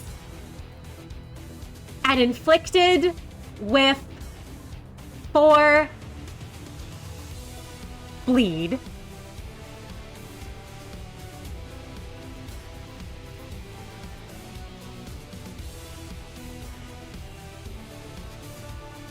Right. And Kai, we go to you. Kai's about to give him another smack. Yeah. Oh yeah, Yeah. this guy's not doing well. He looks like he is on his last legs here. Yeah. Sorry, brother. I'm just gonna give him a little whap. Little finger flick. Yeah, to the forehead, you know. Gonna, yeah, I'll skill 1. You said the challenge is 4. Yep. I don't know why I keep doing this the first time. They're killing me with hammers. Really? Okay, never mind. 2 successes. Kai, you somehow managed to miss this guy. If you'd like to describe as you try to swipe and miss. This guy is so woozy that where Kai goes to swing, he is unbalanced on his feet and non-purposefully dodges via not being able to stand in one place. Absolutely, but that's okay, Kai, because as this guy tries to hit you back, he succumbs to the bleed. And he falls. He goes, he hits us with the "I can do it this all day," and then goes to swing and just falls over. Yep, as he's like, I could do this all day, he just falls in front of you, Kai. And before the last Ting Tang gang member can act, you all watch as this fist comes swinging out, and Merru, whoever it is right in front of you as the fist swings. This Ting Tang gang member falls, and another punch comes towards you, and you see her face here. Huh. Merru? I think Burr is just shocked. He's staring at her with wide eyes. Well, only one. You can only see one. Just blown wide, like he can't really believe what he's seeing right now. And I think this is where we're gonna cut to intermission, and we'll return in 15 minutes.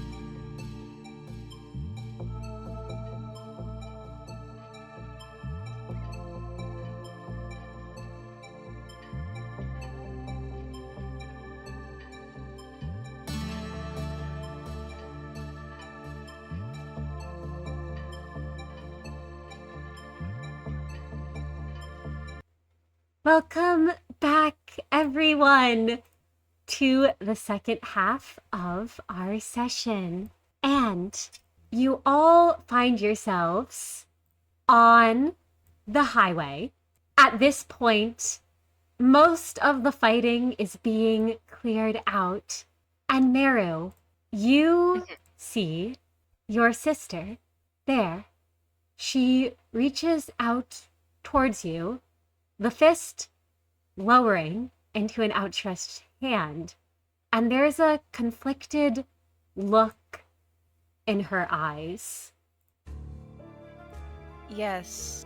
I think Merru, he had initially, upon seeing her, been shocked, kind of like, when you, almost like he had seen a ghost or something.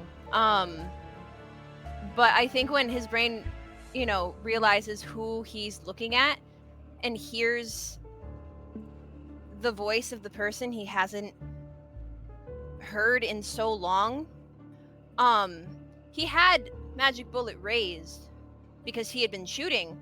I think he sees that outstretched hand and I think magic bullet clatters to the ground. He throws it to the ground. And his eyes, which had been blown wide from surprise, are now wide with like an excitement that really hasn't been seen on his face before. And he goes, Vienna! Vienna! And he dashes towards her for a hug. Merru, she lets you hug her. She doesn't pull away from you when you do, but she also doesn't embrace you like she had in the past. She is hesitant before she sort of wraps her arms around you. That's okay. That's okay. In Merru's mind, that's totally fine because surprise affects people all in different ways. Clearly, she's just so surprised to see him that she doesn't know what to do. That's fine. Merru, he'll hug her tightly for a few seconds, before pulling away a bit so he can actually like look at her. Because it's been so long, he's only ever seen her in like a dream or a memory or something that he's still surprised that she's in front of him. And he'll be like, I've been looking for you. And he'll take a look at her and goes, are those tattoos? Merru, you look and you see Vienna before you. She looks much how you remember her to have looked before, older than she was when you last saw her. And those tattoos on her body, they resemble the tattoos of the middle, and they almost look like talon marks, the style that these ones are in. She looks down to them and she says, they're temporary ones. Oh, okay. Oh, temporary. Okay, that's good. That's good. I just and he's like trying to like rack his brain to figure out what to say before he properly lifts Justicia up over above his eyes because one had been covered, and he like lowers his mask and he's like, I'm so happy to see you again, V. And he'll kind of like glance between like her and the others and then back to her and back to the others and back to her because he's not really sure how to like do this. And before he just looks back and goes, well, I guess you're still able to pack a punch, huh? That's good.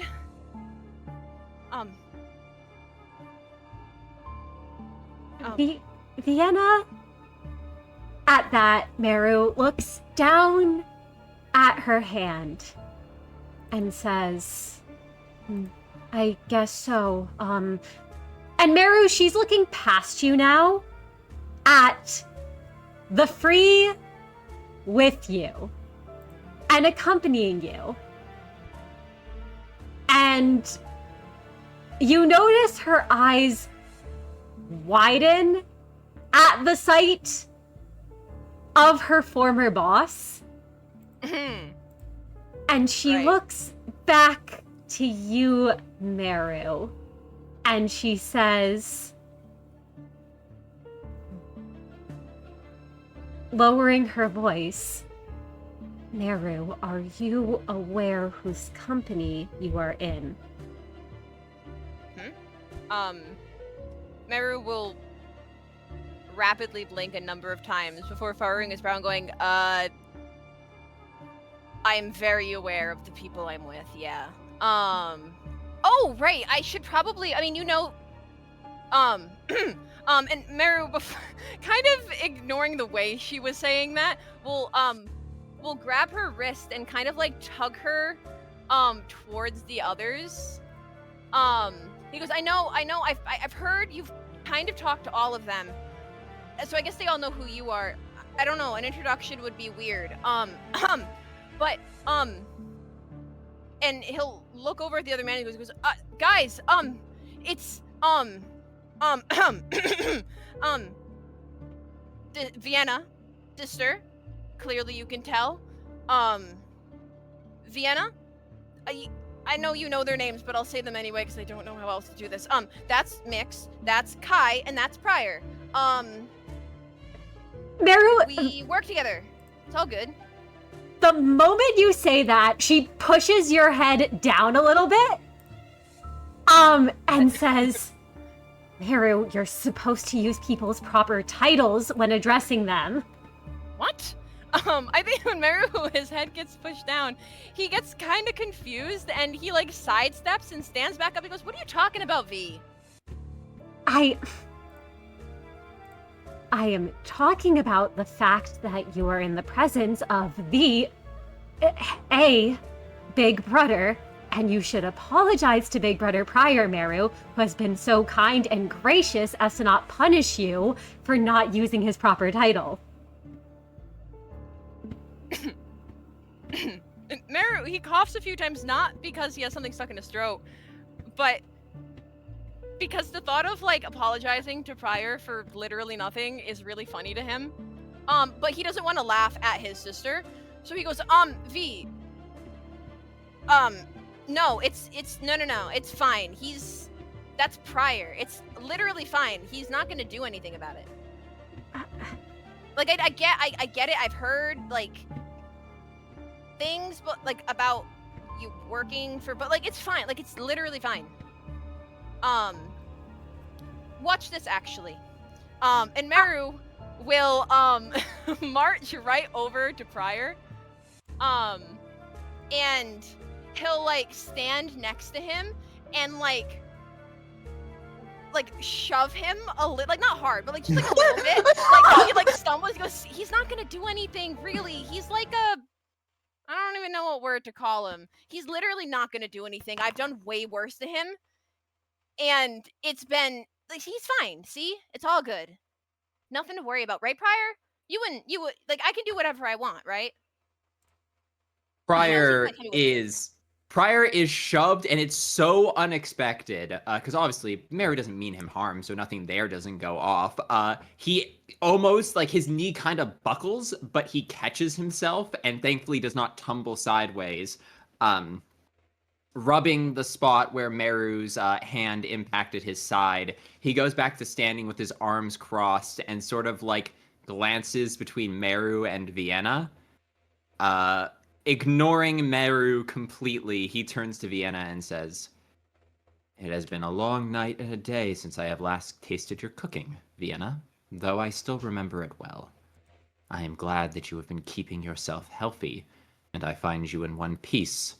And I am so very glad, very, very glad, that it seems you do not share the exact temperament of your brother.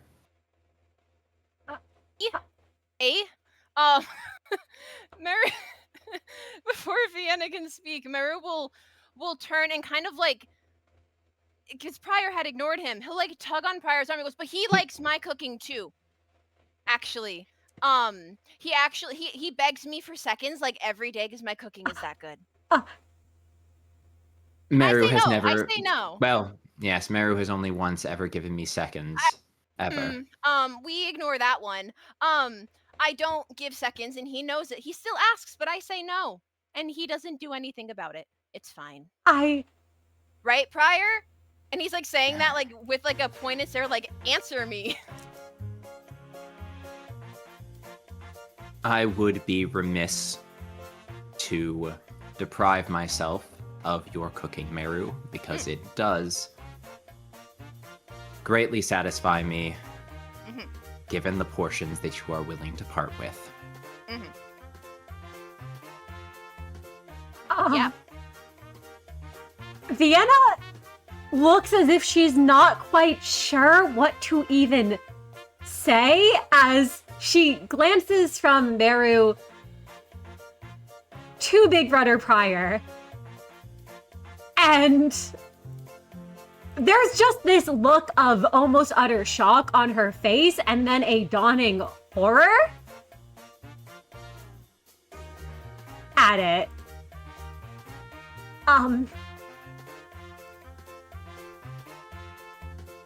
Your brother has relieved himself of any need to address me with any kind of honorifics, and so, given that I have clearly not punished nor have any intent to punish Merru, I will extend the same benefit to you, Vienna.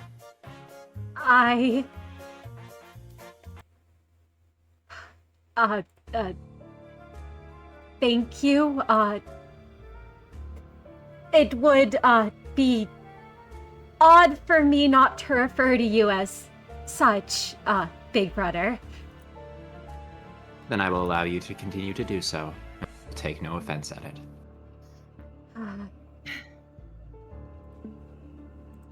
Well.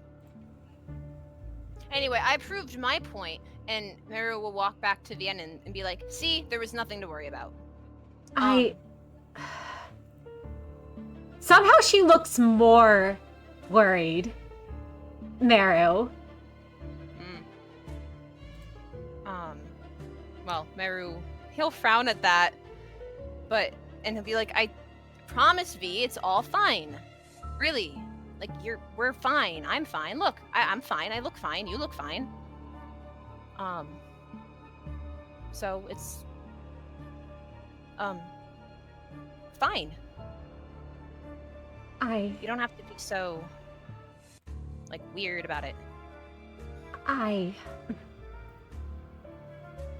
simply did not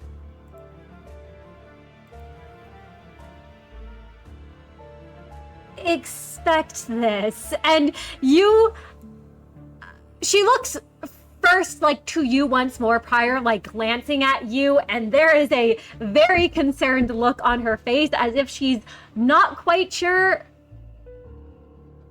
what may have transpired. And when she looks back at you, Merru, you can just tell that she is on edge. She's very much somehow more on edge and says, right? Well, Kai, it's good to see you again, I suppose. Vienna looks over to you.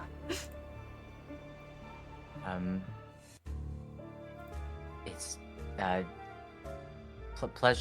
pleasure's all mine. Glad to see you're doing well.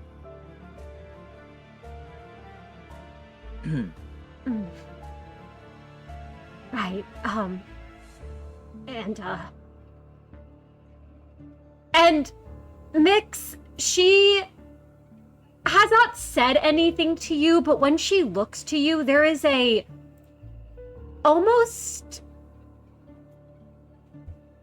resentment in her gaze.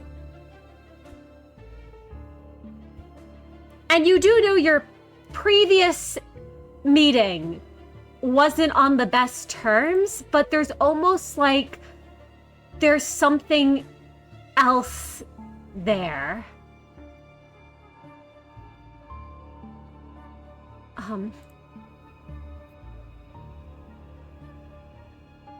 Well, I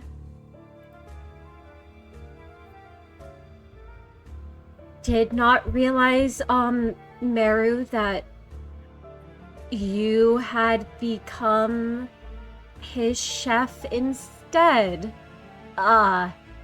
She looks like she's trying to put the pieces together of whatever this relationship is. I mean, I think calling me just a chef is a little, Merru, he tries to think of what to say. He pulls out a little book from his pocket. One that a little thesaurus he's carried around for forever now. And you can see him like quickly like scanning for a word until he just closes it and goes, a little rude. But it's okay. I get it. It probably seems like that. No, we're just like we work together, I guess. All of us. We're like close. We're coworkers. I see. Because like if you said I was a chef, that would be like I just like work for them. I don't work for them. I do a lot of the work, but I don't work for them, you know? Just gotta make that clear. I don't work for any of them. I work for me.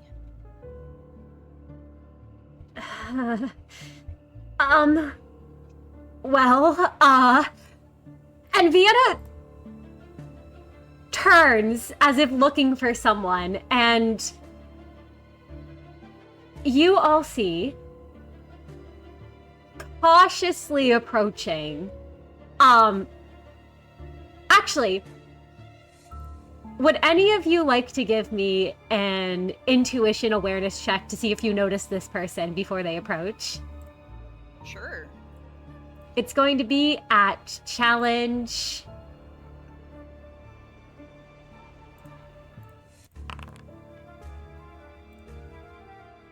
6. 6. Okay, hold on. Yeah, no, I can bother. I can give you an assist. Oh, Yeah, can I give an assist? Can they give us You this? can Yeah, absolutely sure. assist Merru. Okay. I was gonna say I'd have to crit pretty well. Okay. I was so close to being straight. No, it's fine. It's okay. We got this. Come on. Oh, whoa. Oh my Well, god! because crit. Yeah. Jeez, double crit. Yeah. Merru, you can see who's approaching, and you can see where she was. You actually, I'll give you this too, with the double crit, 12 successes. You see where, up above, on top of the bridge, this woman, who you recognize, even if she's in a different outfit, Yeah, I was knew it. perched. Rinny, or Doc, is dressed in ego gear. You see that her hair has been tied up in a white ribbon. The bandages almost resemble what looks like Little Red Riding Hooded mercenaries, but in a different color. And you see that she has a rifle, and you can see as she's putting it away that the bullet she has with, there's this little vial she has hanging around like the belts off of those that looks to be a vial of poison.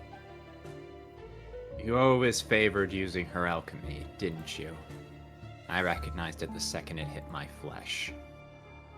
You're really one for poisons, aren't you, Rinny? Rinny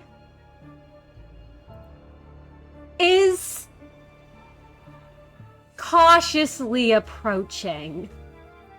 And as you say that, Prior, her eyes keep darting away from yours, both your own 2 eyes and the many you have from your ego gift and suit. And she simply says, I asked her to make a non-lethal variant that I could use. Glad to see she's continued her studies. Glad to see you're in one piece. Didn't know if you made it out of K Corp or not. I did. I can't say the same about you. Once upon a time, I would have agreed with you about that. But I am a changed man. I don't wish you any ill will, Rinny. But I can trust you won't be aiming that rifle at me again while we're in polite company. I wouldn't want to ruin Merru and Vienna's reunion. Would you? You can see that her hands are shaking slightly on the ego weapon she carries. And the rifle itself is white, and there is a splatter of red, almost similar to Punishing Bird's own, as she takes a deep breath and she says, no, I would not want to ruin that for her. Then we're all in agreement. No need for further hostility. Though, last I checked, I didn't know that Vienna and you even knew each other. She kind of blinks at that, looks at you, and says, did you not remember? I had many things to focus on, Doc.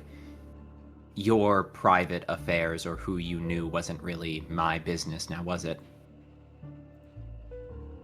You're the reason she ended up here in the first place, and Vienna just says, Brittany, calm down. And she turns back and says, please forgive any past actions of hers and her outburst. Big Rudder Prior, we are not looking for a fight at this time. Neither am I. I am a man of my word, Vienna, and I always have been. Do you see a throne? Do you see a place I have to defend? I don't.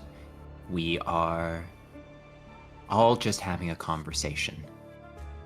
And I see no reason that you need to be concerned about my presence any more than you used to. In fact, Vienna, consider yourself under my protection for tonight. I don't want you to have to feel like you're walking on eggshells. Thank you. That is very generous of you. And Rinny, would you like the same protection? I'd be willing to extend the promise to you if you're willing to accept it. She started thumping her foot, almost tapping it in place as she says, I have no interest in being under your thumb again. Be that as it may, I'll still tell you that I have no interest in harming you. You just focus more on healing people. That's always what you were better at. It's such a shame to see you turn to all this violence. It doesn't suit you well, Doc. I don't have any interest in committing violence against anyone who isn't the one who caused all of this.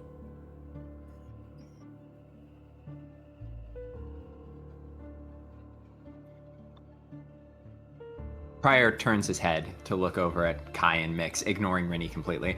As he does, he nods his head and he says, well, I suppose that with all the fighting dying down, it's a sign that maybe we should get off the road before someone else decides to start the fighting back up again. I haven't seen any inklings of the Golden Bough. I'm assuming you would have let us know if we did. And I also didn't see any inklings of any of the commanding officers or leaders of the gang, so I imagine whoever made off with it is probably long gone by now.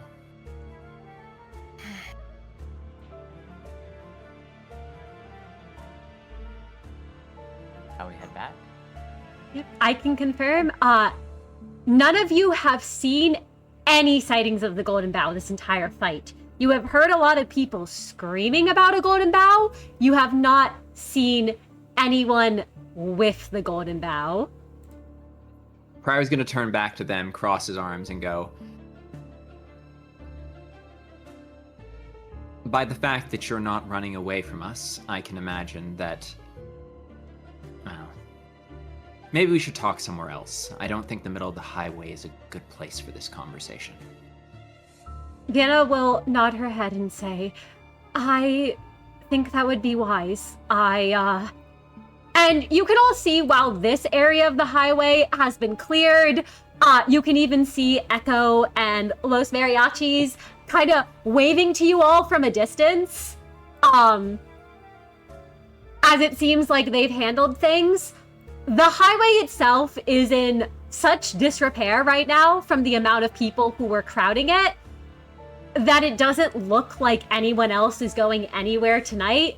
It seems you all might be stuck here for a bit with no way forward, unless you want to try to, crash into all of the cars in front of you, and you have a feeling that might only start more fighting and not actually solve any problems. Yeah, no, that'll help. Might also hurt our RV. Oh, most Yeah, definitely.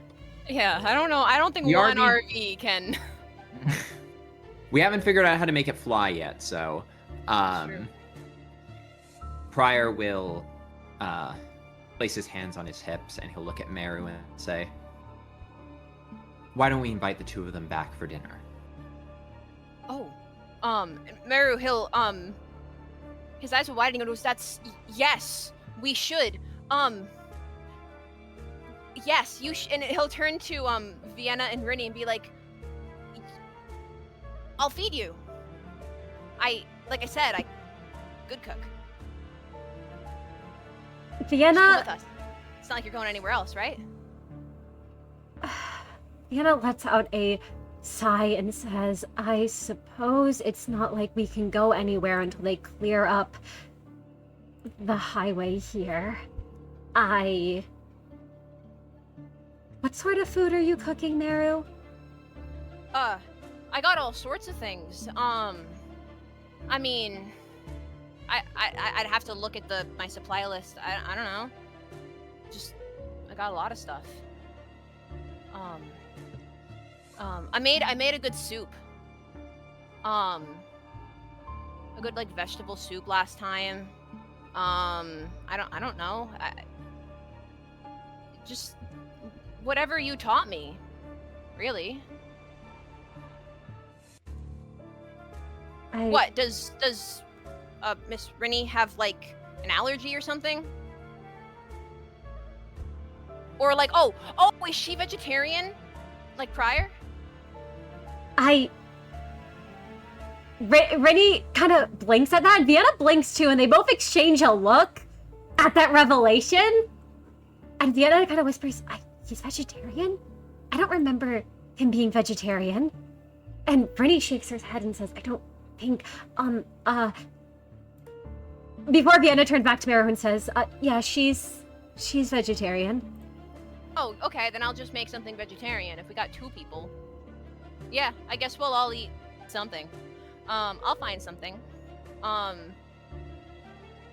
Yeah, that's fine. So you should come with us. And Merru, he'll start to walk in the direction of the RV before stopping and turning around and remembering he almost forgot Magic Bullet on the ground. And he goes, "Oh, oops." And he'll pick it up. I don't think he's ever forgotten about his rifle before, but he remembered. And he goes, "All right, we should head back now." Merru, when you pick it up again, you do have a jolt of black damage that shocks you. Ow. Yeah, he'll flinch just a little bit. But he was kind of expecting that the moment he remembered, oh, I just threw that thing to the ground. Probably not happy about that. But it's fine. He's fine. It's just a little shock. Nothing he's not used to. And he will lead Vienna and Rennie back to the RV with the others. Absolutely. As that's happening, Pryor does walk by Miix and lower his voice and say, "Miix,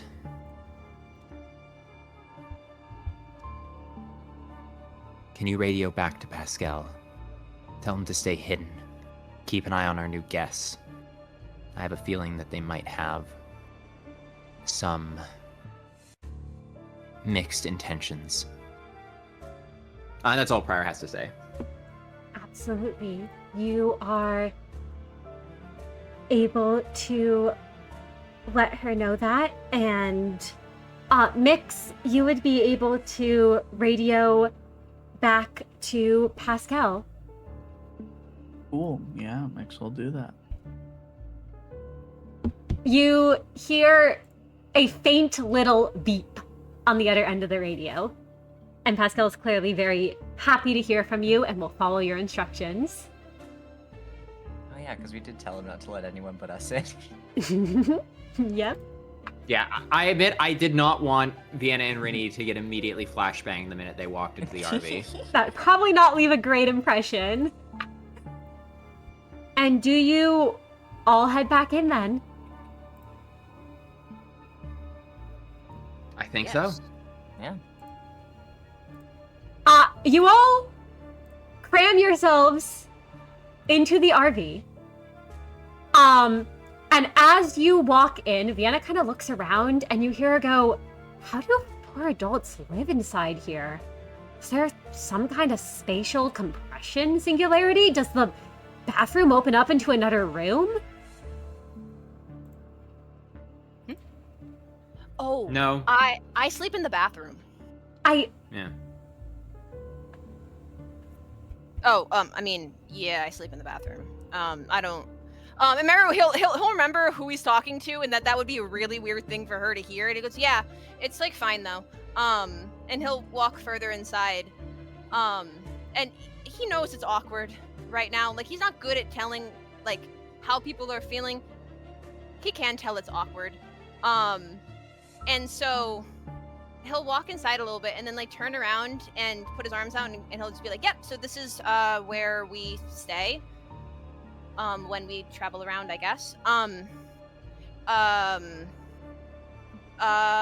he'll look to see if there's like something he can do to like maybe lift the tension just a little bit.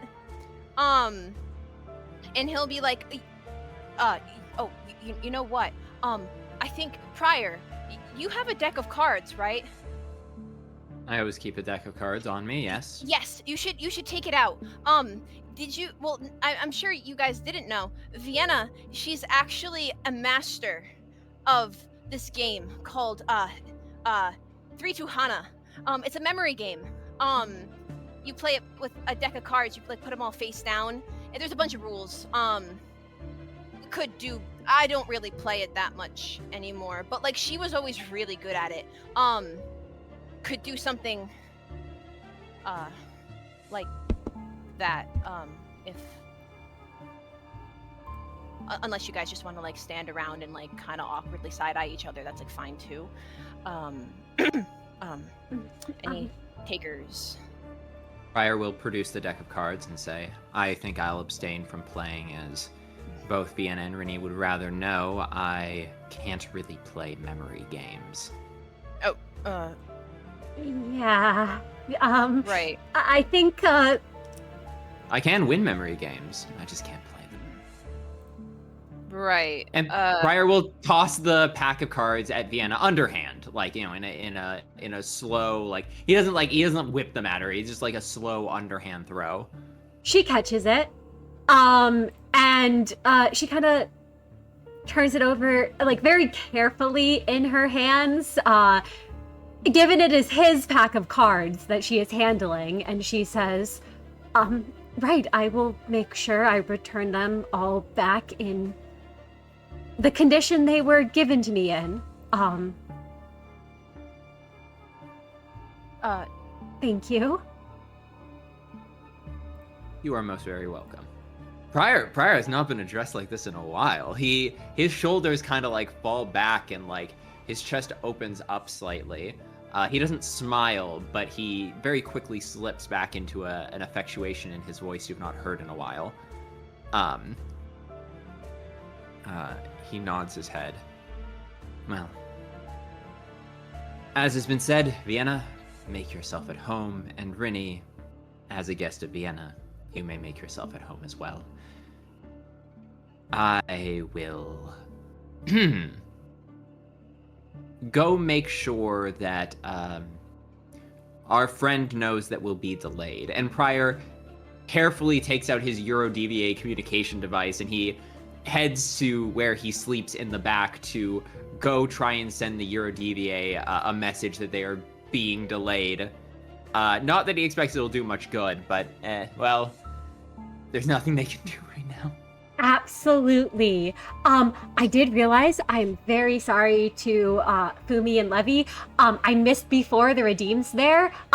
The light washes over you all, and you all can heal one healing and one sanity, and you can all gain a point of sin as well. And as you go to make that call, Prior, is there any message you send, or you just kind of give a message of we are headed there as fast as we can? Yeah, Prior just kind of hits them with the exactly where they are. They're en route. Due to a traffic accident, they're probably going to be delayed overnight, and they'll try and leave at first light as soon as everything clears up. Oh, Captain Lev is so dead. But Prior just sends the message in the hopes that at the very least they know. This is so evil, DM. This is so evil. He sends the message just in case the EuroDVA, there's someone alive to receive it. Oh yeah, don't worry. Let me just make a quick roll. It's just gonna be a D10. For whether or not you get a message back. Prior, that's a 5.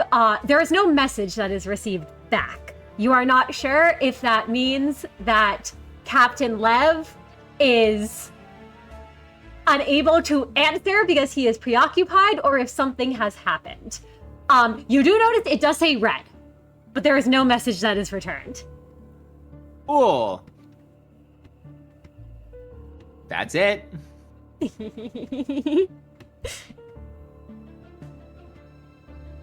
Absolutely. But yeah, while Prior does that, I think Merru, he'll see like everyone else just like not really doing anything. It was okay. Yeah, no, I'm gonna go cook now. It won't be that long. I'll like put something good together. I'll go now. And Merru will awkwardly go into the kitchen to get started with making the meal. Absolutely. You are able to head into the kitchen, Merru. And I'll get you a nice little outfit for when you do. And Prior, you're sending that message. Miix, is there anything you would like to do?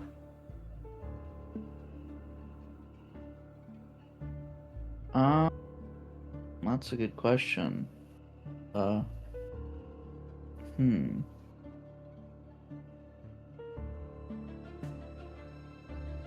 Well, I guess, sure, Miix can go talk to Vienna. Why not? Absolutely. Rennie and Vienna have started kind of playing the memory game. However, Rennie looks very distracted during this game. And as you come on over, Vienna looks a bit on edge, as does Rennie. But Rennie just kind of looks to you and say, "Did you want to join us or need something, Miix?"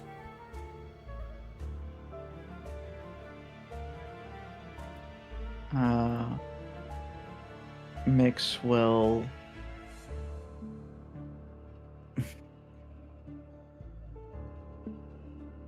it would be Miix is, she will be polite here and say, well, I didn't want to bother, but I actually had some questions for Miss Vienna. Oh, it's not a bother. Rennie and Vienna kind of exchange a glance, and then Rennie nods, and she will just sort of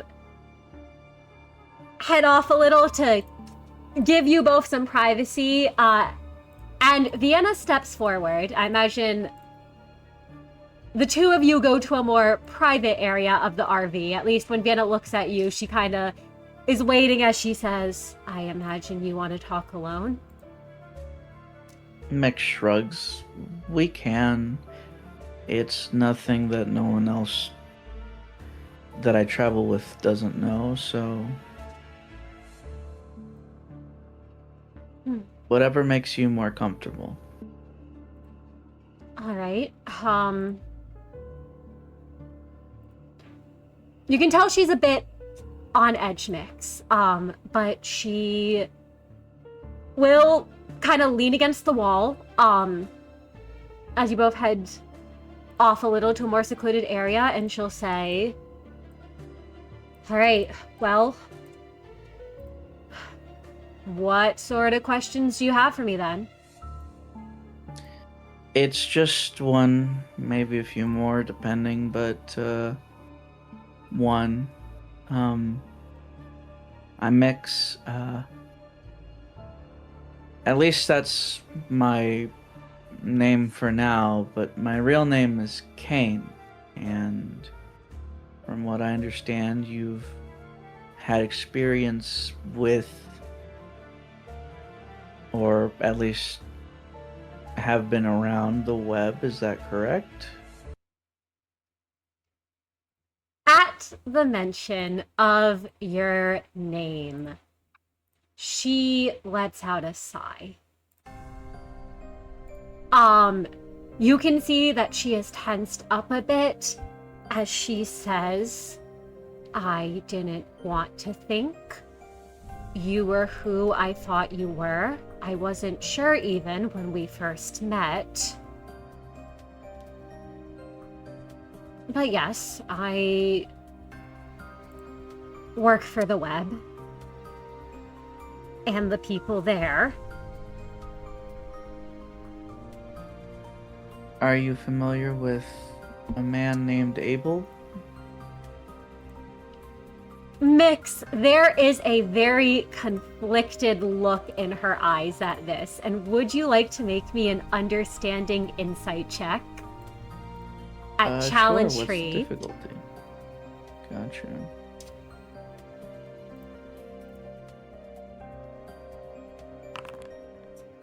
Four successes.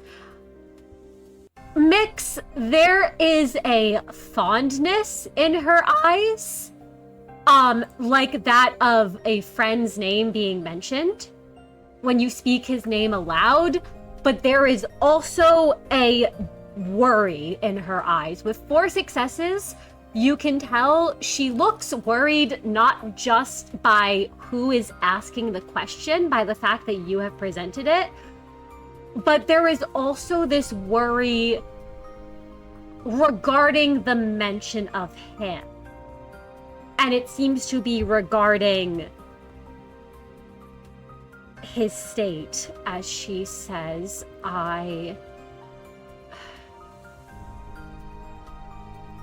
What do you want to know about Abel?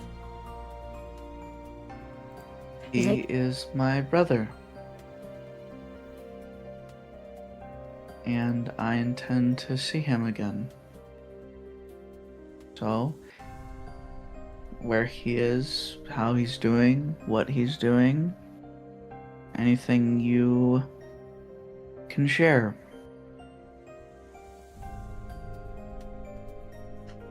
listen, Miix, Kane, I don't know what you prefer.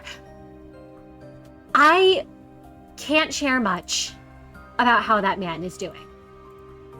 I think that you showing up there, especially with the group that you're parading around with, is a very bad idea.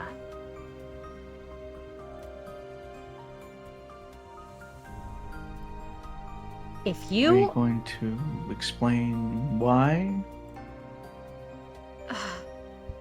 She sort of just sighs at that, and you can see her tug a bit on the braid in frustration, dangling from her hair as she says, most I can say is that I think if you two met again, it would end with one of you dead. And I think it is best for you to drop whatever idea you have of meeting with him again.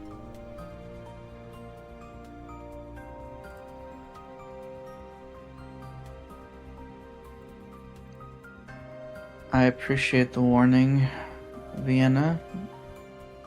And I'm sure it is not made out of your concern for my well-being. But I have my own reasons. Of course. If you won't tell do. me, then that's fine. I'll find out some other way.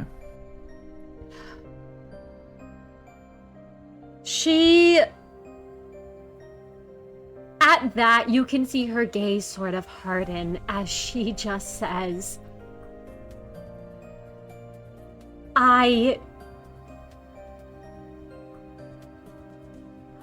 It's not only done for his well-being. I think that it would hurt you more if you met him again.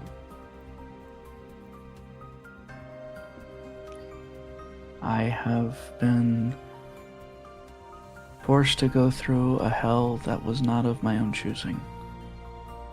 At least this time I'll be choosing.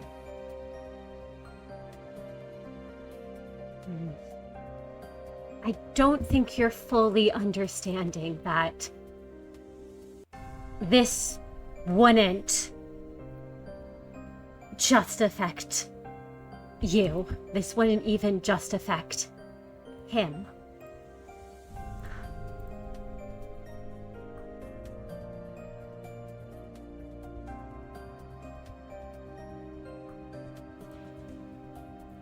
I have my reasons, Vienna, and I could explain them to you, but frankly, I don't think that you care to hear them. So, there's nothing else I can say.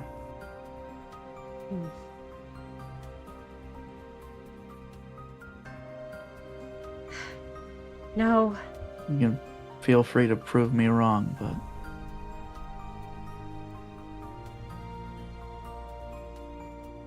She looks at you, Miix. Looks at those horns on your head and says, I'm not stopping you if you want to share them. But I also think if you're letting those reasons and those memories of whatever man you think he once was continue to weigh on you, you're only going to get trapped and be disappointed. So it's better to forget than to cling to them.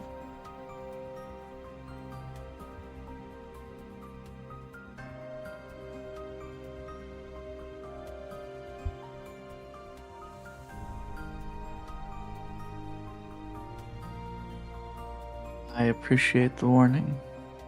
And I will do everything I can to make sure that it stays between him and I. But I can't stop.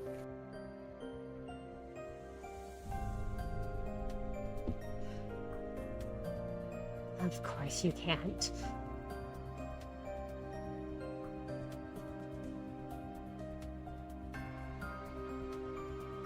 She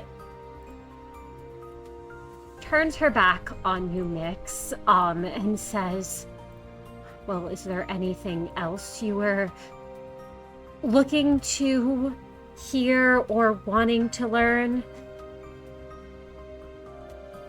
I apologize for how I spoke to you when we first met. It wasn't fair to you.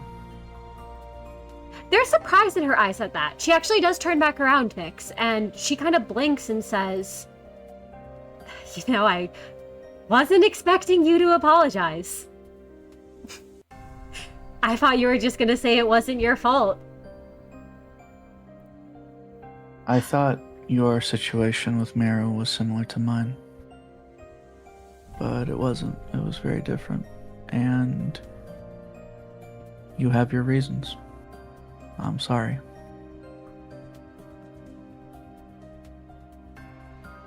She takes a deep breath at that, Miix, and says, Thank you.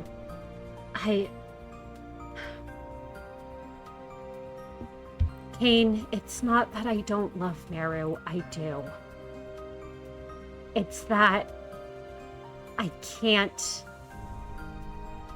be around him. But you are right. Your situation with Abel is very, very different to ours. Maybe not But on at your the end- end with searching for him. But at the end of the day, you and I have to do what we have to do. So, I'm sure you understand that at least. No, I don't think I do.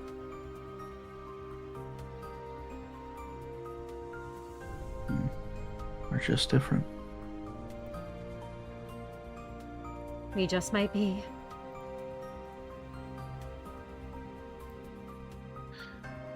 I'll let you get back to...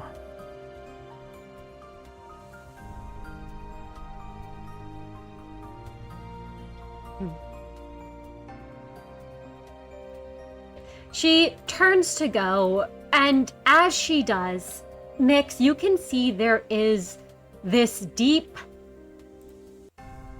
sadness in her eyes for a moment before she just kind of shakes her head and she walks off, leaving you alone. Fair enough.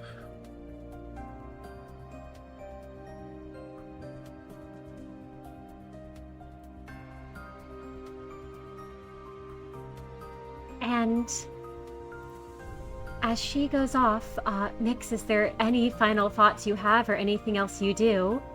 You see she's headed back to the room. You can hear, I imagine, probably whatever... It sounds like Rennie's just flipping through the cards in the other room. You can hear her just greeting Vienna when Vienna walks back in over there. Their voices carrying.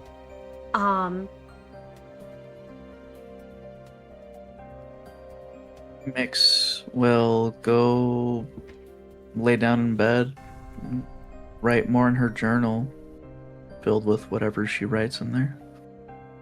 Absolutely. And as you lay down, Vienna and Rennie are back in the main room. Merru, I know that you are in the kitchen right now. Are any of you looking for Vienna or Rennie in particular, prior Kai? I am actually looking for Vienna, if I could. Absolutely. As Pryor finishes up with the Euro DVA communication and has enough time to decompress from the knowledge that things might not be going as well and he has no real control over that, he does come back into the main room, rolling his shoulder as he slipped the device away. He has not notably taken off the containment unit, which is one of the first things he normally does when he gets back on the RV. He is keeping that within arm's reach of him at all times. That's smart. I was gonna ask where you were keeping that, so that's good to know. Yeah. And he knows Pascal is keeping a polite eye out on things. However, Pryor does sort of cross towards where Rennie and Vienna is with pretty precise steps. He's not really wasting time. Absolutely. As you get very close to them, you do notice Rennie just instinctively flinches back a bit.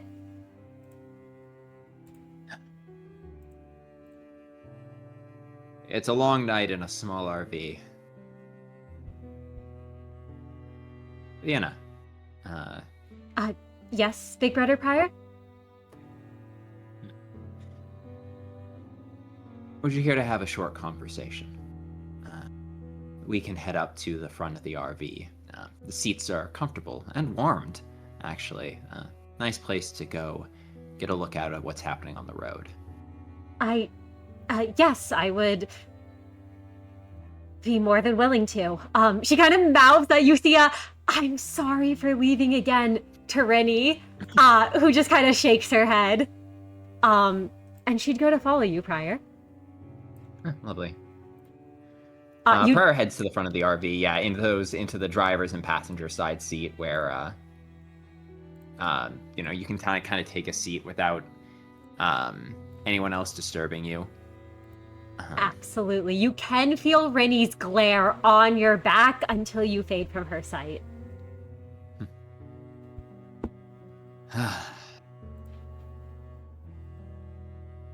Do you have any titles, Vienna?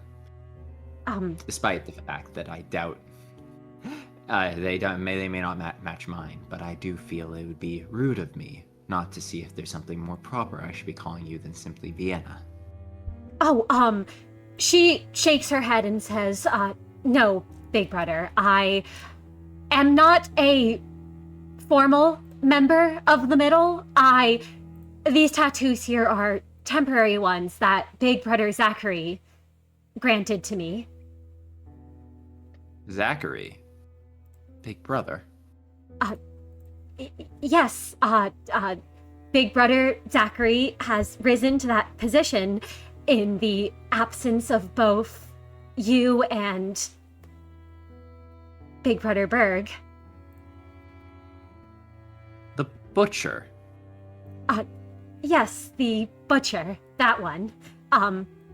Though that is not a name that he should be referred to. And you can tell at once there's like an instant panic in her eyes, almost, as if the title would be conveying of disrespect. I thought there were only 2 big siblings in the web.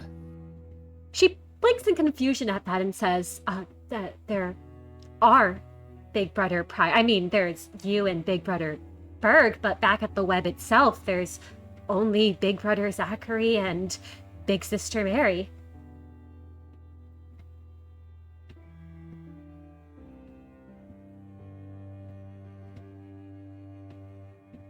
My daughter didn't make big sibling. Do you mean young Sister Percy? Fuck, Berg got it wrong. You son of a bitch. Yeah, Berg got it wrong. Which, Vienna seems to be putting the pieces together, and then her eyes widen. She says, Berg, did you possibly mishear something from Big Brother Berg? My son is talented at many things. Big Brother Berg was mistaken. That is not something for you to be concerned about. That's something for me to sort out with him the next time I see him. I imagine he hasn't been back to the web in a while, per what he's said, so I can understand where his confusion came from. Though, I suppose that also means him and young sister Percy have not been speaking, have they? She hesitates at that, opens her mouth, closes it, then says, I believe young sister Percy is sending him messages that are either going ignored or he is trying to pretend are not being sent his way. Understandable. Big brother Pyre. You need not agonize yourself, Vienna. Between our conversation, you understand that these people you speak of, well, I suppose from the web, they're not really under me anymore, but between you and I, you can understand I am not going to extract any vengeance upon you for speaking your mind. I've always valued what the people of the web say and think. While I ultimately made the decision and the determination of what would be good for our little corner of the district, I hope you have never known me to be...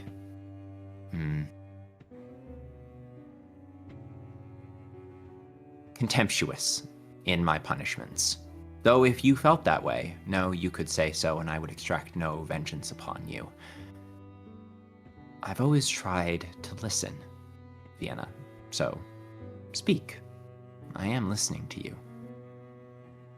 She does seem to relax at that, Pyre, and she lets out a sigh of relief and says, Thank you. I know that you always have been reasonable with them and towards those of the web. I know that Percy has been sending Berg messages warning him away from the web, shall we say? I don't That think... does sound like her. Yes. No, it very much is. I have not shared much with him what has been going on there, nor has he wanted to see me much. We did tell him there were two big siblings back at the web, and he got very excited at the prospect that Mary and Percy had become big sisters. I think he did not wait or care to listen any further to anything else we had to say, because even if Percy does scare him, I think it does make him happy to know she is doing well. Yes. They always did have a soft spot for each other. Berg had a soft spot for Percy, I think. Maybe Percy had a soft spot for Berg. I admit I didn't pay a lot of attention to the interpersonality there. I try to now, of course. Well, I hope to, when I meet Percy again. How has she been, if she's still a young sibling? I imagine that she's still hard at work on her theorems, her crafting, her project. Yes, she has been quite dedicated to her project. In your absence, well, I suppose she's part of the reason Berg left. She looks hesitant to say this, then pushes forward and says she wanted Berg to become the new star of Neo. Berg really did not want to take on that role, and I think her pressure and Mary's insistence that it would be best to keep Neo off permanently, I Led think to a fracture. Yes. Berg ended up leaving. And while Percy was focused on her projects, someone new did step up. I I am glad Percy, I do assure you, Big Brother Zachary has not been let anywhere near. She looks around and lowers her voice and says, anywhere near your project. Good. He was never meant to be a candidate. I am pleased to know Percy has stuck to our agreement, though. The whole reason Neo was turned off in the first place was that she did not have an answer to how to make it less of a danger for the people of the web. I would hope to find that she has fixed that problem, because if she has not, it will fall to me to shut down the project once again. Neo's power was only justifiable because the cost it extracted was minimal. Sometimes there are prices too high for anyone to pay. How is Mary? Is she well? Mary is quite stressed at the moment. I will not lie to you, Big Brother Pryor. Things are not good back in District 23.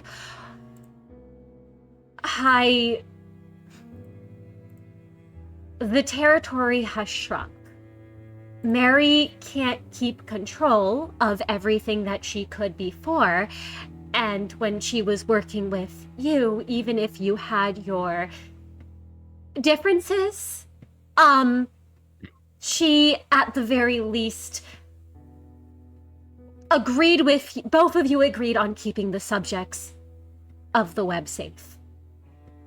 Big Brother Zachary has no such intentions, so while she has been trying to handle your sudden disappearance and that of Berg's, she has also been trying to keep him from turning the his... territory back into just another grasp of the middle, yes. Not only that, but in the grasp of the chefs. His connection to the Flavor Street was always problematic, and I was hoping that I could keep a tight leash on him to prevent that from ever occurring. He has no such leash anymore. Mary is barely keeping the web itself safe as it is. And the new leadership is only interested in the project, not the territory. Correct. And so what I always feared had come to pass. Neo has fallen into the hands of someone with no idea of how to use it to secure a kingdom unto itself, nor any desire to build something greater. I was a flawed man. You need not respond to that. I am aware it sounds like a trick question. I'm soliloquizing, if one could. But I made many mistakes, Vienna. Many mistakes that, had I been a lesser man, would have cost me my crown and would have cost me my kingdom. And yet I have been blessed by a chance to return yet again. I have been blessed by a chance to right my wrongs, to not make the same mistakes, to listen to the people I scorned who wanted only what was best for me and the people around them. I am making my way back to the web.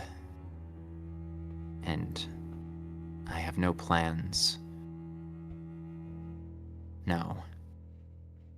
I have a plan to make sure that Neo is never misused, and if that means asserting myself back into a place of control, or it means turning Neo off for good so that its power can never be used for evil, because the one thing I never wanted was Neo to be used for ill. I will have to make that determination. I alone understand the weight that Neo places on one's shoulders and one's mind, and I imagine if Neo wakes up any further, the side effects will begin. Well, Vienna, You have been... You were always a loyal subject. You and I never had much to say to each other, but I hope you know that even back then, I wanted to keep you and people like you safe. Thank you. The web... Oh, The please. web was meant to be a place where... It was simply meant to be a place where people like you could live a life. Where you could devote yourself to however you wish to live, and in return for that dedication, perhaps there could be happiness. Something greater than the middle alone could have ever achieved for you. But I failed you, and I'm aware of that. Perhaps it's that I left when I should have stayed, or perhaps it's that I stayed when I should have left. Either way, there is only one outcome from all of this, and that's that I am a different man than I was before, and the man I am now will not fail you again. Thank you. I have other loyalties, and you need not worry. I have no plans on forcing or subjugating you again. Though, if the time comes where I do retake the throne of Neo, you will always be welcome to have a place in my kingdom, Vienna. Only if, of course, it's safe for me to do so. It is, greatly appreciated, Big Brother Prior. I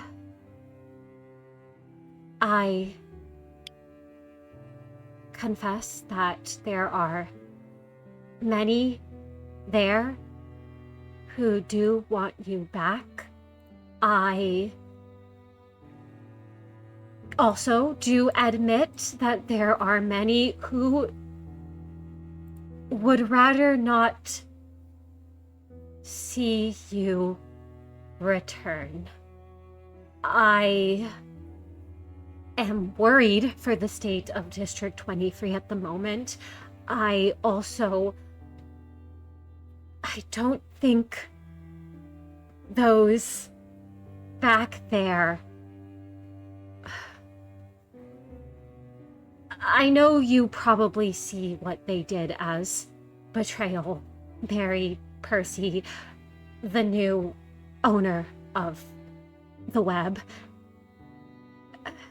Rennie as well. I ask in your infinite mercy to your subjects that you understand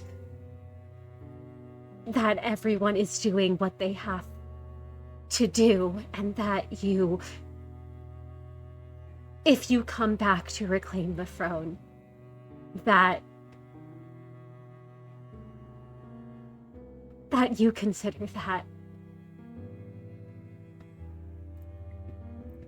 Prior smiles for the first time in perhaps years as he reaches out and puts a hand on Vienna's shoulder, and his smile splits his face like a lightning crack. It is curled and bright and pearly, with perfect, straight, symmetrical teeth. It's overjoyed.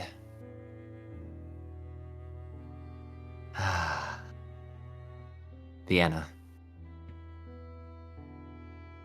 Yes. I have learned mercy, kindness, and compassion from my time away from the web. As I looked for forgiveness and found it in repentance, I promise you, if they ask for it, I will give it to them. I will be a leader who rules with kindness, who understands that life is a precious thing that deserves to be protected and upheld and treasured. None of their slights against me are so horrible that I cannot find it within myself to still want them to live a dignified life. I have been taught mercy, Vienna, so do not fear. If I am so lucky to be an emperor again, I will be the most compassionate one that has ever lived or taken the throne in this city.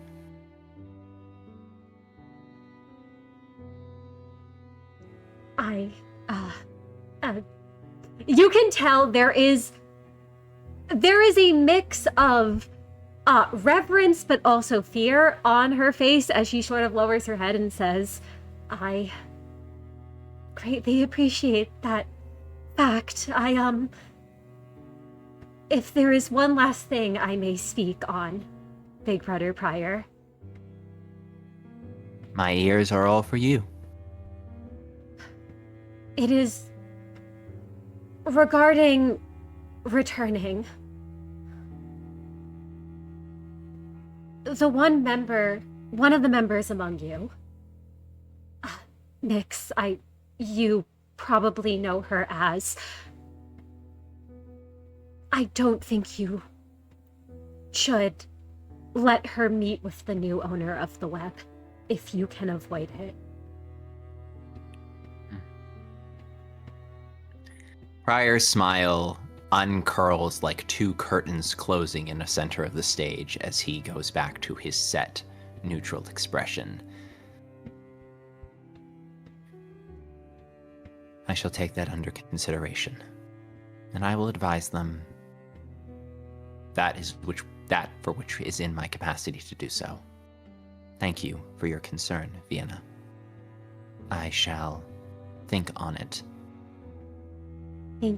Thank you, Big Brother Prior, for thinking on it. And the last thing I mentioned too is I do not know if you plan to return with your son, but there's a conflicted look in her eyes, and well, that's a good question if you are aware, Prior, of the fact that Vienna and Berg had always butt heads a bit. So of all things he is not aware of, that is actually one of the ones he probably is just a little aware of.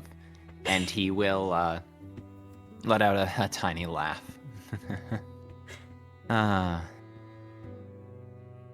I don't think Berg will be necessary when I return. It would only lead to more bloodshed. Berg is capable of holding back, but, well, as you said, it would probably be a bad idea. It would.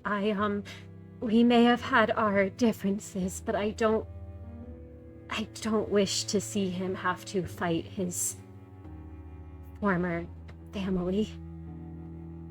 And I think it might, the feelings towards him there might shatter him. He too deserves to be protected. Once upon a time, I would have wielded him like a tool. But I do look at him like a son now. He's family. And I thank you, Vienna. Your wisdom, kind words, and introspection have given me a lot to think of. I was very lucky to have you serving me in the capacity you did. Know that I do not say it lightly when I say I will owe you, Vienna. And if I am in a position where I can fulfill one of your requests in the future, do not hesitate to ask for it. I believe that those who assist others in the pursuit of what is good and righteous deserve to have that kindness repaid in due time. I thank you for that kindness. I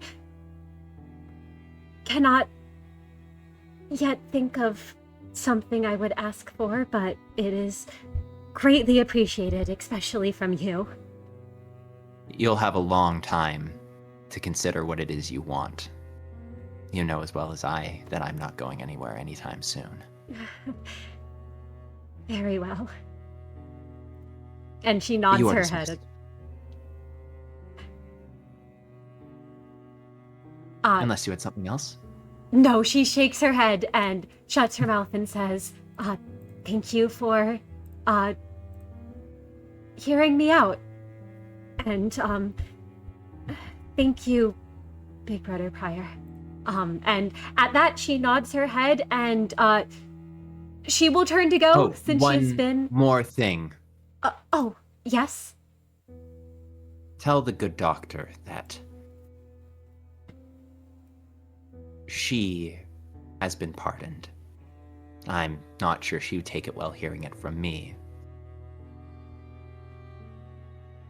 I will let her know that she has. I will try to talk her out of any rash actions. She has the right to be angry. I would be too if I was in her place. I have forgiven her for what she did to me, and I will continue to forgive her for what she does. I think I would be like her if I were in her shoes. So, who am I to cast blame upon her? No? That is quite, kind of you to say, and I will let her know. I will inform her of such.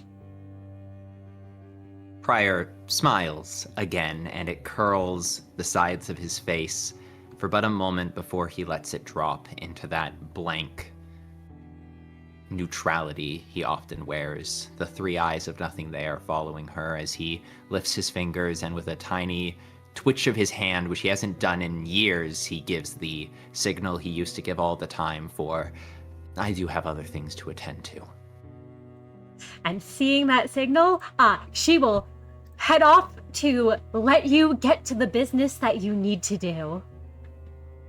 Pryor stretches his back, rubs the side of his jaw, and sits back for a moment, just letting that warm, tingly feeling spread through his chest. Absolutely. And as you do, is there anyone else who would like to go seek out Rinny or Vienna while they are here? I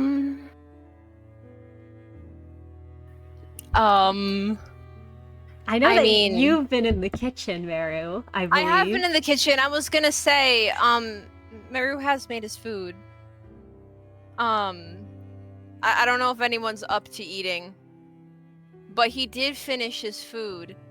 If anyone wants to know, it's the recipe for those bean burgers that he actually learned back over with the settlement, and a side salad. If anyone wants the food, he will do what he always does and call out that dinner is ready. But like, obviously tensions are high. I'm not sure if anyone comes and takes any food. I could be wrong.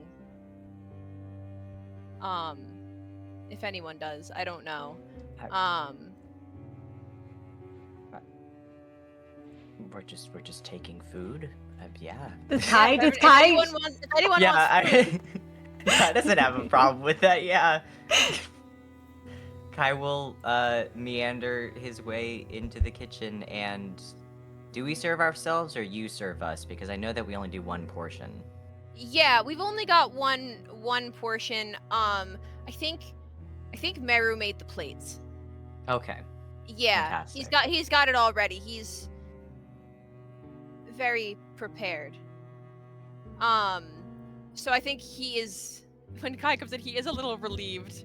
And he's like, "Oh, do you want food? Here. Yeah, that Should be good. Thank you. Mm. Thank you, Merru. Mm-hmm. Vegetarian Yes. Very good. Yes. I learned it back over in the settlement. Wasn't bad. Oh. That's nice. Yeah. So, it's good. Not a bad recipe. I'm and a salad. sure your food has always been good, Merru. Thank you. Mhm. I will take the burger and also the small plate of side salad and seat himself at the little booth in a corner. Absolutely. Miix, do you come in to get any food, or does Miix stay in bed?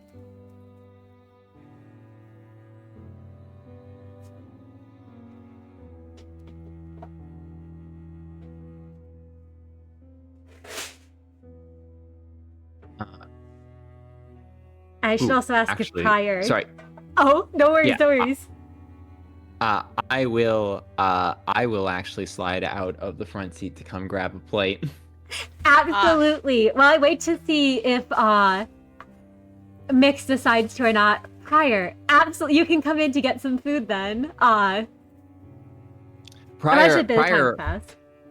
Yeah, Prior slides into the kitchen. He is hungry. Yeah. No, Merru, okay, people are coming to get food. He's like, all right, made the plate already. So don't go putting your grubby hands on anything else.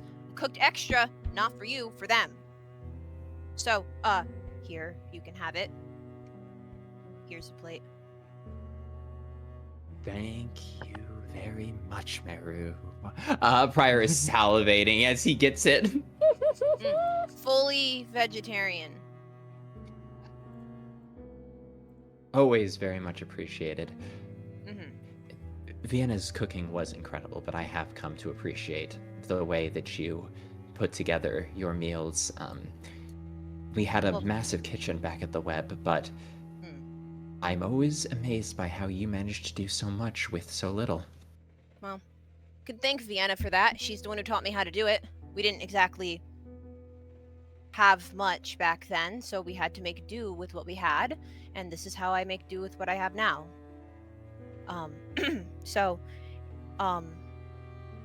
Yeah, anything that I can do is pretty much because she knew how to do it. I've never once called myself a better cook than her. I'm good because she's good. So, you're welcome, is what I'm saying. Thank you, is what I didn't say.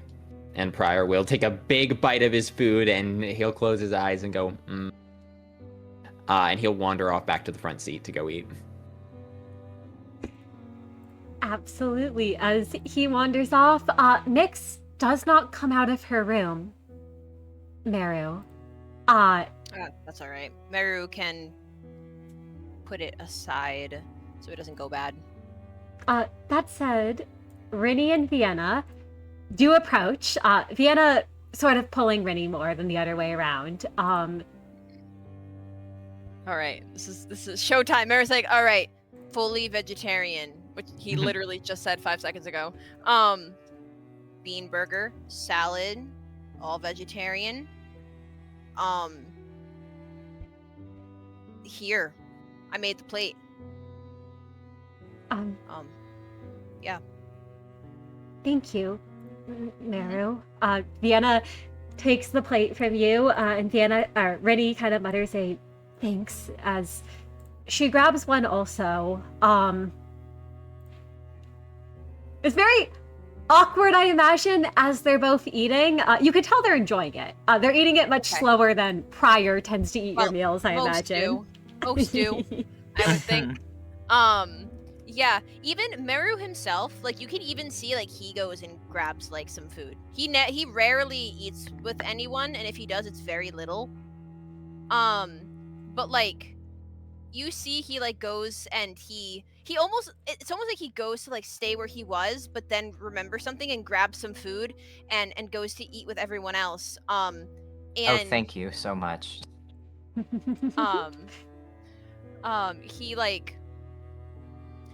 He eats his food, like, weirdly fast. Like, he actually eats everything.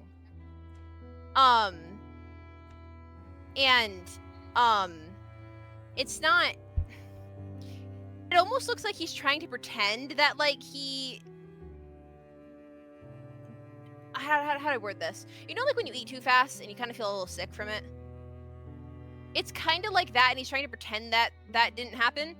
And he'll like. He keeps like glancing over at Vienna too, trying to be subtle about it. But he forgets he doesn't have Justitia covering his eyes. So she probably notices. But he's not like saying anything to her. More like to keep checking to see if she's still eating.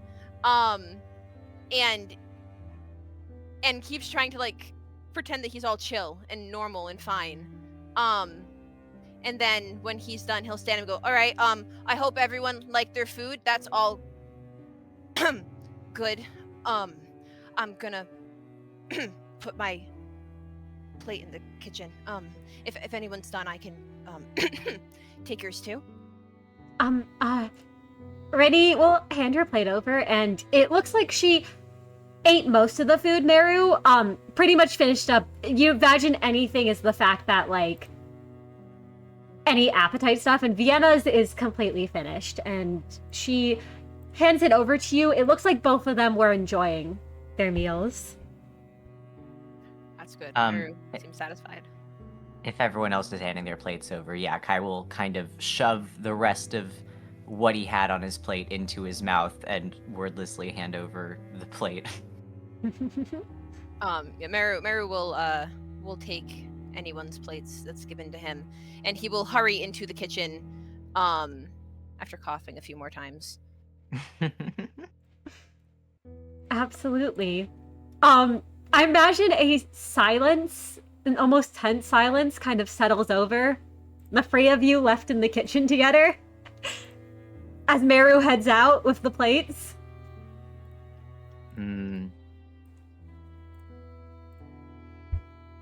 Good food.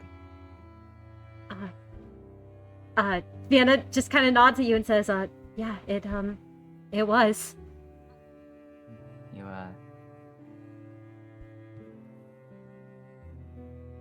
yeah, little brother takes after you on that front. I hope you're proud of that. She kind of looks to the side at that, and says,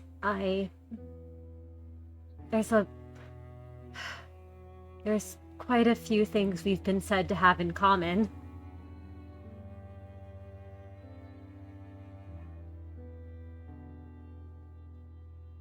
Well,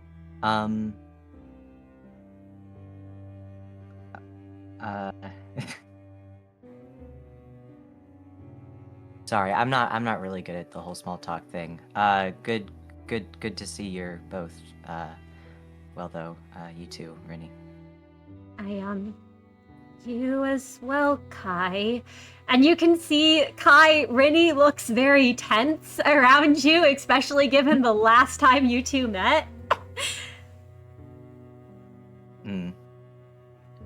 And I imagine as the three of you are sort of stuck in this small room together, back in the kitchen, Merru, do you put all the dishes away, get yourself changed and all of that back into your ego? Oh, yeah. Yeah, no, he does. He kind of goes about his business trying to make himself stop feeling sick. From eating all of that. But yeah, no, he does his normal, like, you know, put away all the stuff, you know, change out of his cooking outfit and get back to his regular outfit and all of that. So yeah, no, he does that.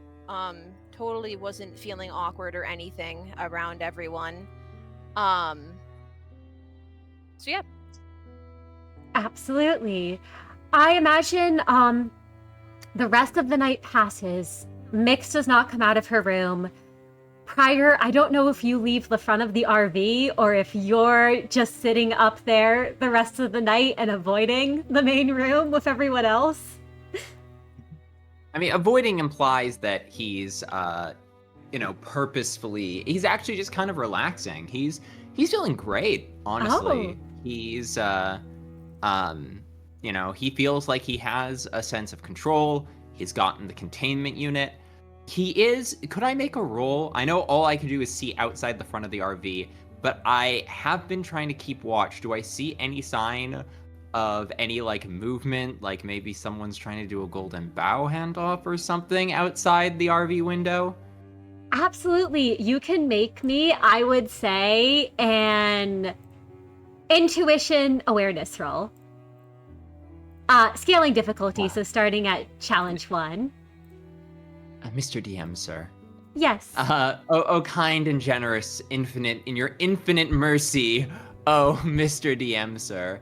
Yes. Because these are a bunch of syndicates, could I make an intuition backstreet society roll to see if, like, I recognize the signs of, like, a syndicate handoff of, like, something valuable? Like, you know, like, I recognize, like, oh, that's, you know, that car's, like, you know, actually basically just, like, a moving van, or, like, oh, I see 3 people hanging around outside. That's pretty common strategy people use when they're trying to, like, make something look like it's, you know, just a couple people lazing around. You know, absolutely. And I will say that you can add your specialty for the middle for this. Oh, hell yeah. Okay. Now, I will say the information you get might not necessarily pertain to what is happening outside, but rather syndicate activity you notice or don't notice. You know what? I'll take that, and I am going to use one of my sin for this, because I don't want you to pass a golden bow under our nose. I will also say you can all heal a point of sanity as the light washes over you all. Ooh. Oh, well, that's perfect. I'm going to immediately spend that point of sanity to get those 2 dice. All right, well, five successes is still pretty good. 5 successes. Prior, with 5 successes, there is a lack of syndicate activity. When you look outside, you notice that by this point, it looks like most of the syndicates have cleared out. There are now fixers, particularly SWI fixers, that have come onto the scene and are starting to move any remaining syndicate members that are fighting off the road by force. You notice that some of Los Mariachis, Echo, and the rest of them are, like, dancing on the side of the road, so they're not blocking the traffic, but you are having to deal with, you know, the SWI who are, like, ushering everyone off. The reason I let you roll middle is because despite the fact that Rennie and Vienna are here, you do not see any other members of the middle. And not only that, you don't see any other members of the 5 Fingers around. It looks like all of the syndicates fighting were small-time syndicates, where these small ones, like, not even necessarily subsidiaries of the Fingers. It was a bunch of small-time syndicates, and for some reason, Rennie and Vienna were around as well. Okay. All right. Prio's gonna stay on watch. Absolutely. As you stay on watch, you don't see anyone new pass by, but you're allowed to stay on watch and keep looking, and if something changes, I will let you know.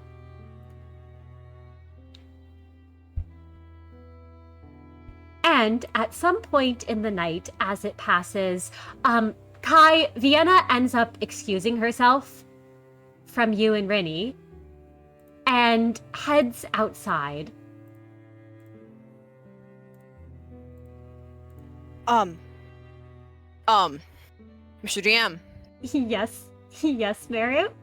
I think it maybe takes a little bit of hyping himself up, in the bathroom / his room. But I think can as everyone's kind of like winding down for the night, I guess, can Merru like go find Vienna outside? Absolutely. You can go find Vienna. Okay. I imagine Kai and Rennie are able to point you in her direction. Yeah. He's very determined as he goes to finally get to talk to her, like, in private. They've always been around someone this whole time since they first reunited. He has been waiting for the right time to go talk to her. Um, um, so yeah, he'll go find her. Absolutely. You find her outside. And she turns when you come towards her. Merru will kind of, for just like a half second, kind of freeze a little, like he's not sure what to say, but then he'll like relax himself and just go, "Oh, there you are, V. I just wanted to chat. Yeah, it's been a while. Haven't really had the opportunity today to really catch up, you know?" Yeah, it has been a while. You look different, Merru. Beyond the new haircut, I mean. And you can tell she's kind of like looking at your hair, and it's pretty clear on her face she isn't the biggest fan of what you've done with it. I think like instinctively Merru will like put like a hand up to the side of his head. He's a little like, he likes his hair. You know? Like Kit's the one who does his hair. So he's like, he's not gonna get like defensive about it, but and he's also not gonna mention that. But he'll kind of just be like, I do? I don't think I look that different. I mean, I think both of us still look the same, right? I mean, I got the same face, same hair, same height. What are you on about, V? I mean, I'm still me. You still look like you know? Still us. Yeah. Yeah, it's still us. And Merru, you two are near identical in appearance. You know, excepting your prosthetics and the ego you have on and the gifts you've been granted. And the new haircut, of course, or the fairly new, since she had seen you last.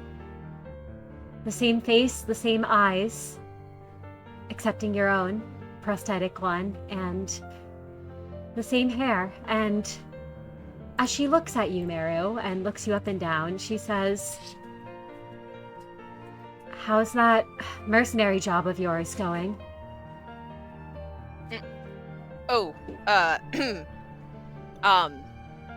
Merru will kind of like glance down at his own like gear, and he'll be like, it's going. I know he probably didn't like expect the whole and he's like trying to like say like the giant gun without saying the giant gun. So he does like a little like motion, and he goes, but it's going. I do my job. Yeah. She looks towards that giant gun of yours, Merru. And it's clear as she's looking over it that on her face, she doesn't think that's a normal gun. But she just kind of nods her head and says, "Well, have you given up on that fixer pipe dream then?" It's not a pipe dream, but no, I'm not trying to become a fixer anymore, if that's what you're asking. I gave up on that a long time ago.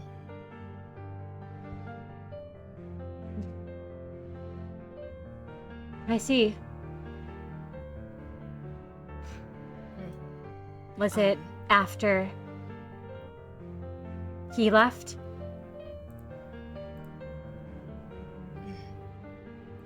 I mean, it was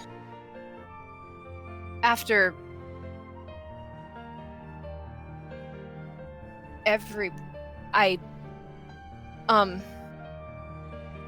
Merru will like shake his head. He goes, it was just I just gave up on it a long time ago, V.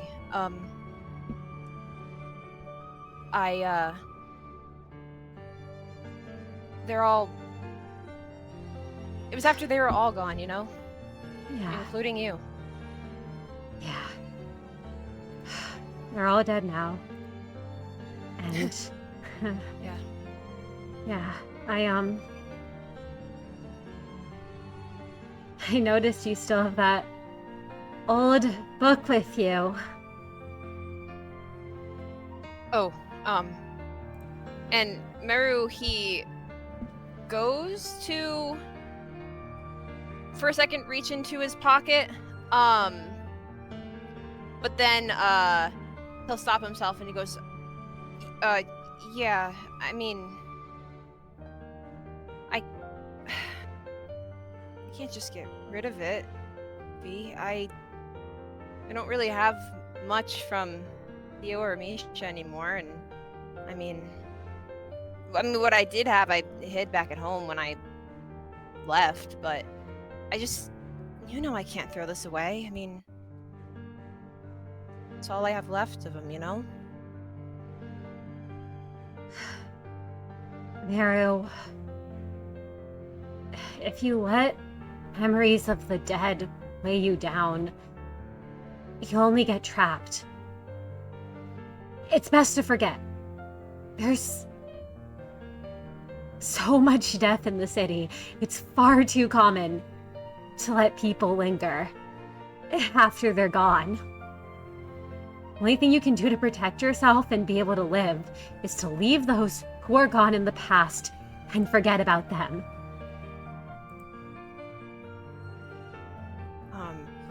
Merru will sigh. I'm sure he's heard this from her before. So he kind of knew that was coming, and he'll shake his head and go, Vienna, I can't. I tried. I tried so hard to, but I don't even know how. I don't think I want to. I can't just leave them behind like that.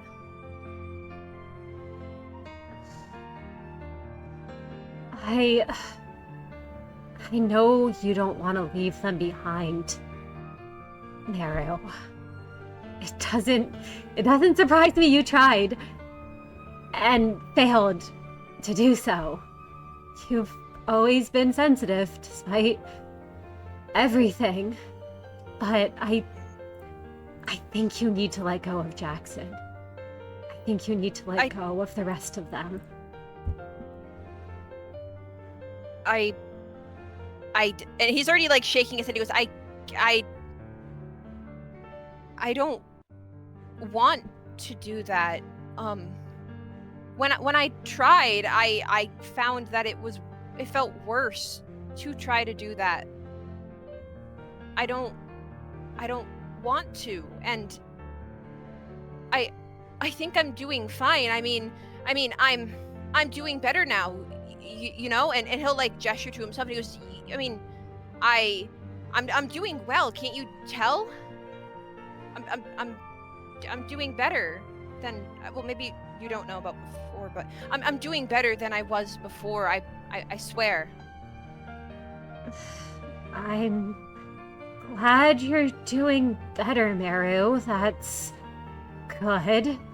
And you can tell there's this conflicted look in her eyes when she says that.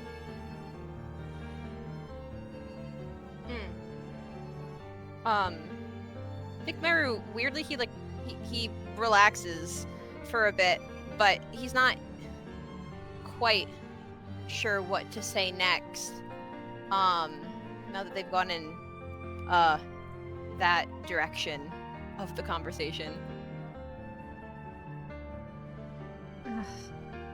There's an awkward silence that sort of settles over the two of you before she takes a deep breath and says, maybe you're right, Merru, and I am still myself, and you're the same as you always were, even if you're doing different things now.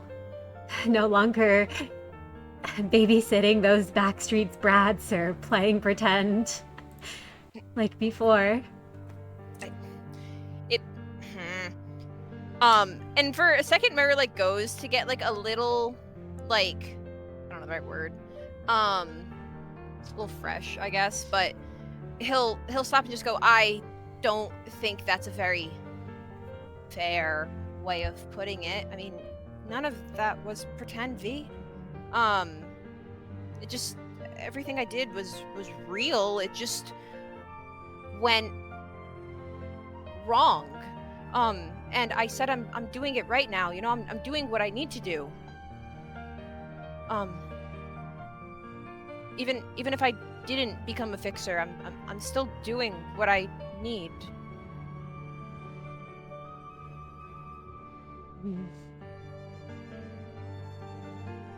She doesn't say anything more at that, but you can see there's a conflicted look in her eyes, and Merru, as you speak, you can sort of feel your ego react.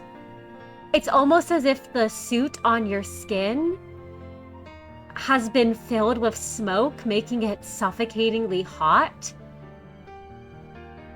And his presence is looming over you and through you. I think Merru, he'll pull a bit on his collar of magic bullet, a little uncomfortably, and then kind of like roll his shoulders a little bit to try to like make that feeling go away. And he'll decide this is probably a good place to pivot. And he goes, anyway, I didn't really want to talk about that. I just, the web. How did you even, like, end up in a place like that? I mean, did you just, like, end up there? Is that what you left for? What happened? How did you... Merru, do you need to hear about that?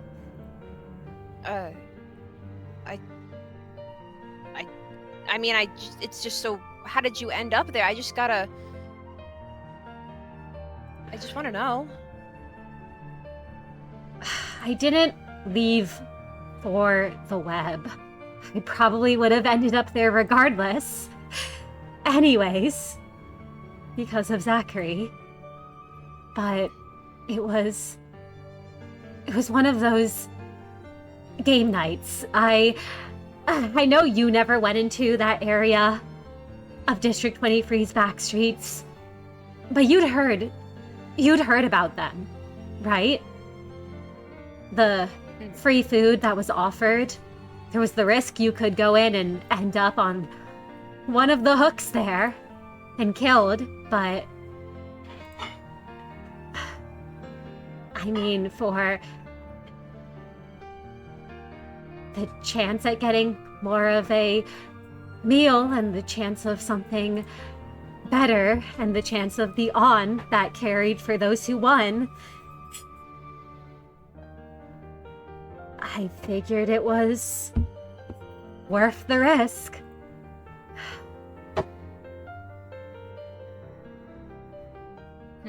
I didn't win that night, Merru. Rinny saved me. Listen, Big Brother Pryor, he's good to his subjects. Those under his care and employ, those who listen to him, those who are in need of help and weaker than them, he won't have an issue with you. More than that, he'll listen to you, he'll protect you, he'll keep you safe.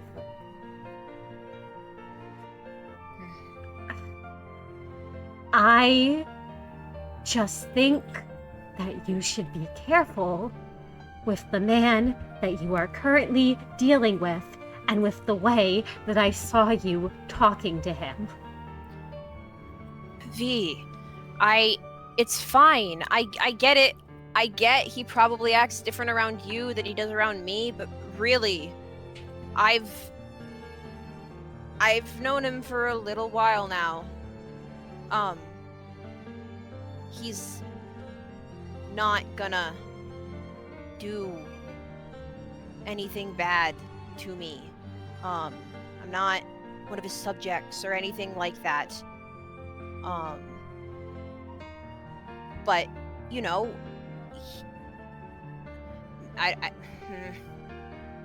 it's fine. I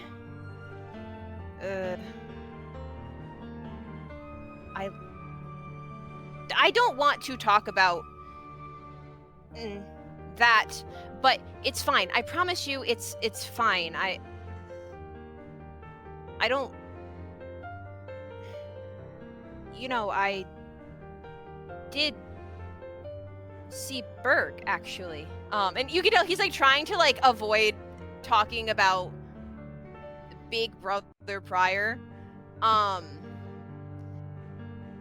he's like, I saw Berg recently.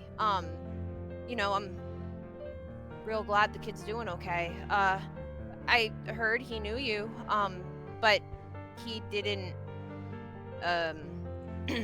seem to like you very much. I'm well aware of how Berg feels about me. Big Brother Berg. There's a pause before she adds that, if correcting the title. Look, Berg can be annoying at times and a fool, and I still see him as that child I met in the web, but I don't want him dead. I'd much rather he not be wrapped up in all of this, if possible. And Merru, she's silent for a moment, as if debating whether or not she should share what she says next, before she takes a deep breath and says, he used to follow me around back then, after Rinny saved me, after Rinny spared me, and I became Big Brother Prior's chef. And he'd always ask me about you and where you were, and if I could bring you here to the web, and if you could live with us. Probably because he could see the family resemblance. I think sometimes he might have,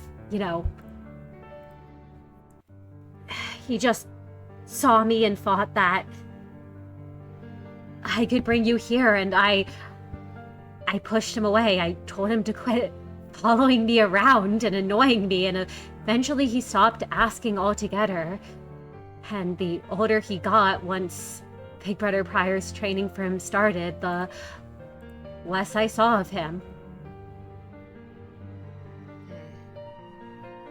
I think when Vienna mentions the family resemblance, he perks up just a little bit, and then goes back to a face of like neutrality and slight like being put off when he hears about how she had pushed him away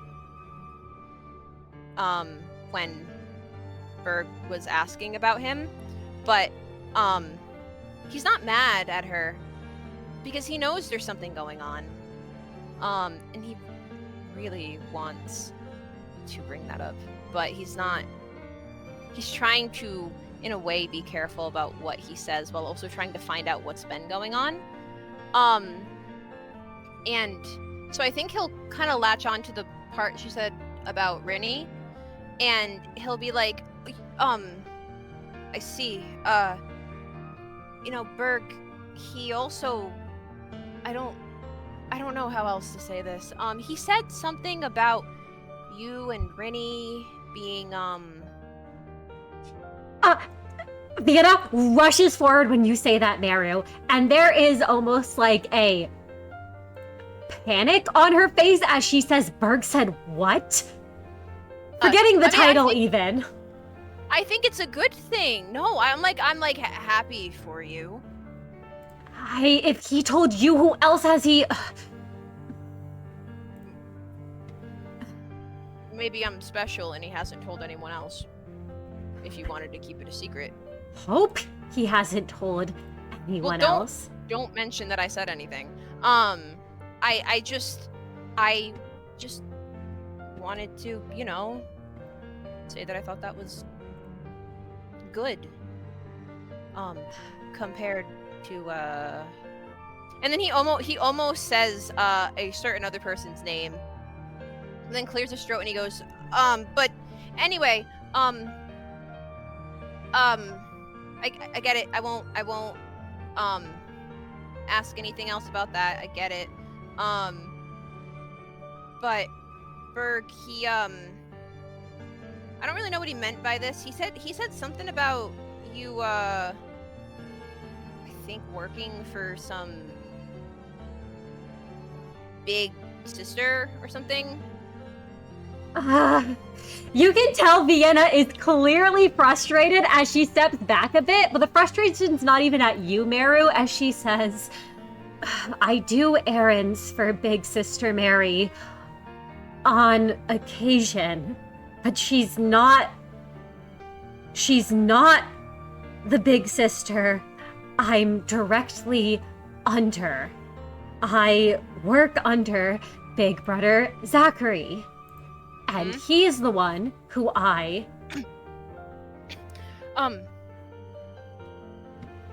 What'd you say? I said that I work under Big Brother Zachary. I think Merru, he'll kind of like freeze, and then he goes, Big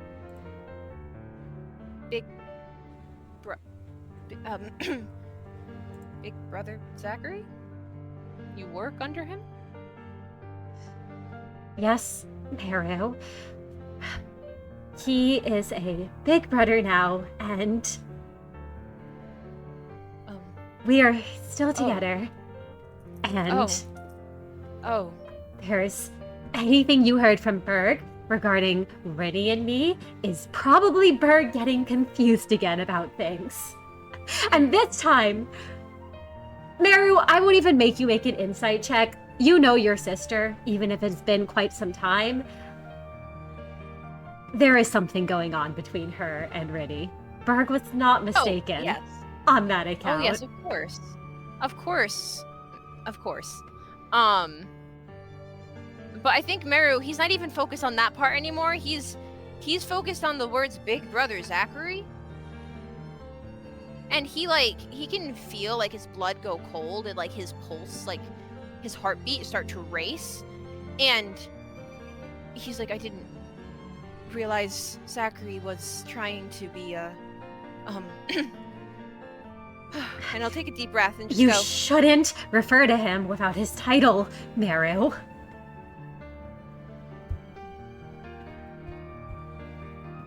There's a silence for a second as Merru starts putting these pieces together of what Vienna's been telling him about Rinny, about Zachary, about all of this stuff, and he will say, I will refer to him how I want, V, but...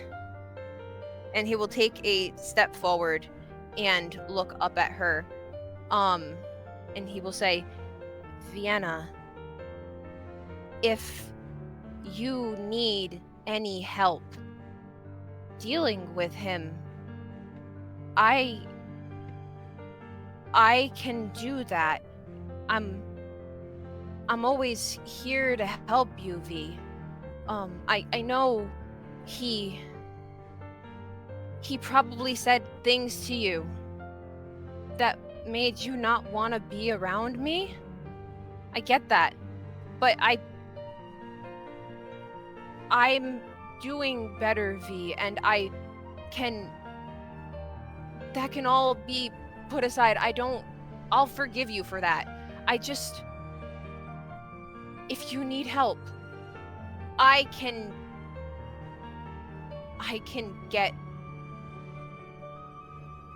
handle that. I can help you, V. Merru, I don't need your help, and I don't think you can. I don't like him, but things are more complicated than you understand, and I have everything under control, and I don't want you ruining things. So you can drop this, you can leave your issues with Big Brother Zachary alone. V, no, I can't just... You can't just say that and expect me to just drop that. I mean...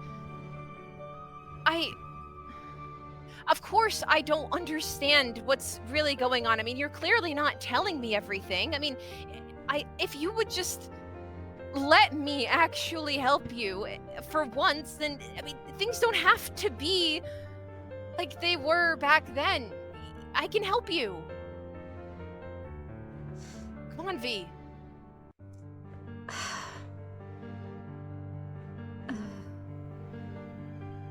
Merru, would you do anything to help me? I mean, yeah? And if you really want to help me, the best thing you can do is to forget about me completely. What? No, V, what? Merru, just listen to me for once in your life. Just listen to me. I can't do that. I mean, I thought you were gonna say something else, not that. I can't just do that. Are you kidding me? Merru, you always do this. I wish things could be different. I really do, but they can't. You don't even want to try? I mean, we could make things right this time. I mean, I'm better now, V. You can ask anyone in that RV, and they'll tell you I'm getting better. Why don't you try? Because this is what's best for both of us, even if you don't think so. Could this be what's best for me? You're my brother. I know you better than anyone in the city, so I've seen how you are, and you mean well, I know you do, but... And you can tell, Merru. She goes to say something, but stops herself. Maybe in another world, maybe there we could have been a normal family. But here, it's just not possible. I've already accepted that, and you should too. How is that fair? That's not... It's not. Sometimes things just aren't fair.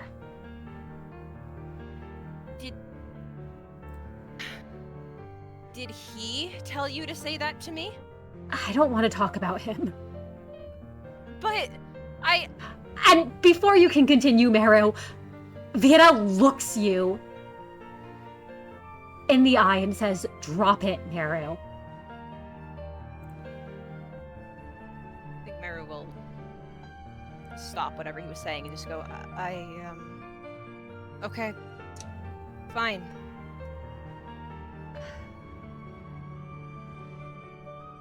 Merru, she stares at you, and I imagine you stare back for a little.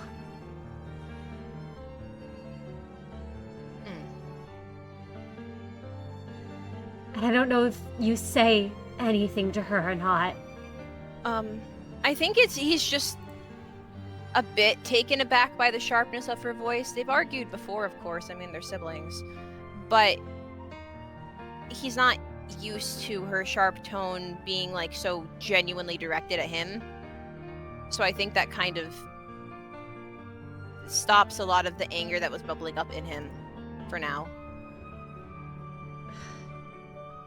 Merru, You can see the guilt in her eyes when she breaks the silence and speaks. I know these things are hard for you. I know it's not fair. I love you so much, Merru. I do. And Vienna approaches you, Merru, and hugs you. If you do not resist. Oh, he doesn't. No, he'll immediately hug her back, and he'll just go, I love you too, V. I do. So please, just forget about me, and please never come back home. And she lets go of you. And she turns and she says, I'm sure Rennie will know where to find me. As she starts to head off, Merru, down the road. I think Merru, he'll be kind of frozen in place for a second, but as she starts to actually, he realizes she's actually just leaving again, I think he'll take a step forward and go, V, wait! She doesn't say anything. She just keeps walking, Merru.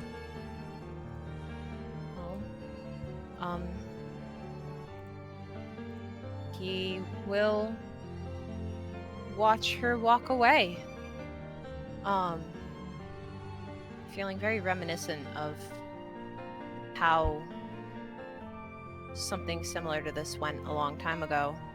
And I think even after she's gone, he'll probably stand outside for a pretty long time, just replaying their discussion over in his head. I'm not sure how much longer Rennie was planning on staying now that Vienna's not there. But he stays outside for a while.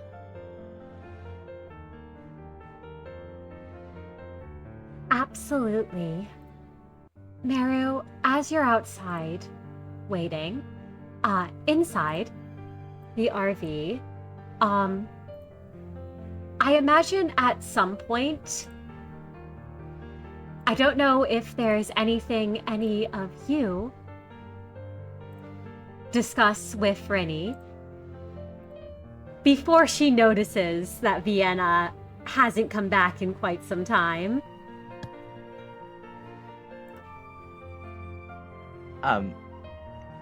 So anything I've discussed with Rennie? Oh, more if there's any final conversations anyone wants to have with Rennie before she goes after Vienna. Friar is going to speak up from the front seat. And he is actually going to move into the main room, I think. And as he does look Rennie up and down. His face is rather passive. And he sort of gives a...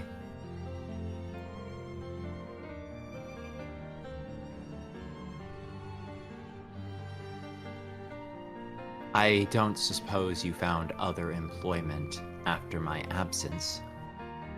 So where did you get the gear? She looks at the rifle she is holding, and it's hard to avoid your gazes prior on her before she says, I got the gear from the one now running the web.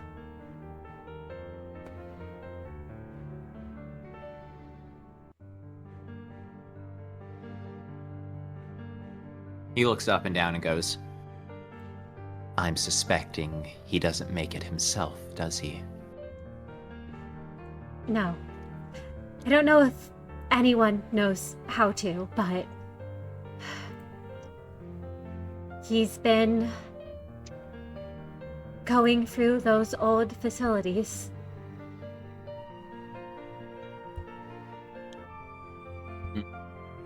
But not himself, right? He's contracting other syndicates to do it. syndicates that are moving all throughout the wings, trying to take advantage of the Inkenfelon rush, but with the unique knowledge he has. Am I wrong? She doesn't confirm nor deny anything prior, but you can see from the defeat on her face that you have pieced it together and figured it out. And you remember way back when you were leaving L Corp. Wasn't it a bit odd that a Kurokuma member had somehow got their hands on some ego gear? Yep, it all's connected. I knew it. Pryor lets out a deep sigh and goes,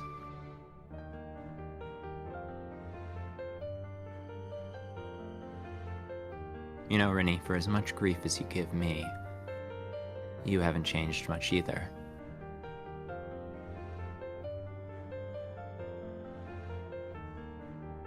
What are you implying by that? Figure it's all rather convenient, right? Out here in the middle of nowhere, random traffic jam, everyone's screaming about someone having a golden bow. Then, suddenly, no one knows where it's gone. Right around the same time, I think it is, that you two managed to slip away from all the action and find somewhere safe. Funny, isn't that? Not a single syndicate out there making any handoffs, none of them making any moves, almost like they all saw an opportunity that slipped through their fingers. Interesting, wasn't it?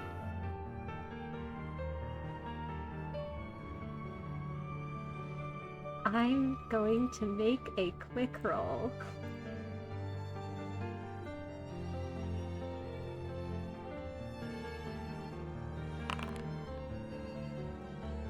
Three successes.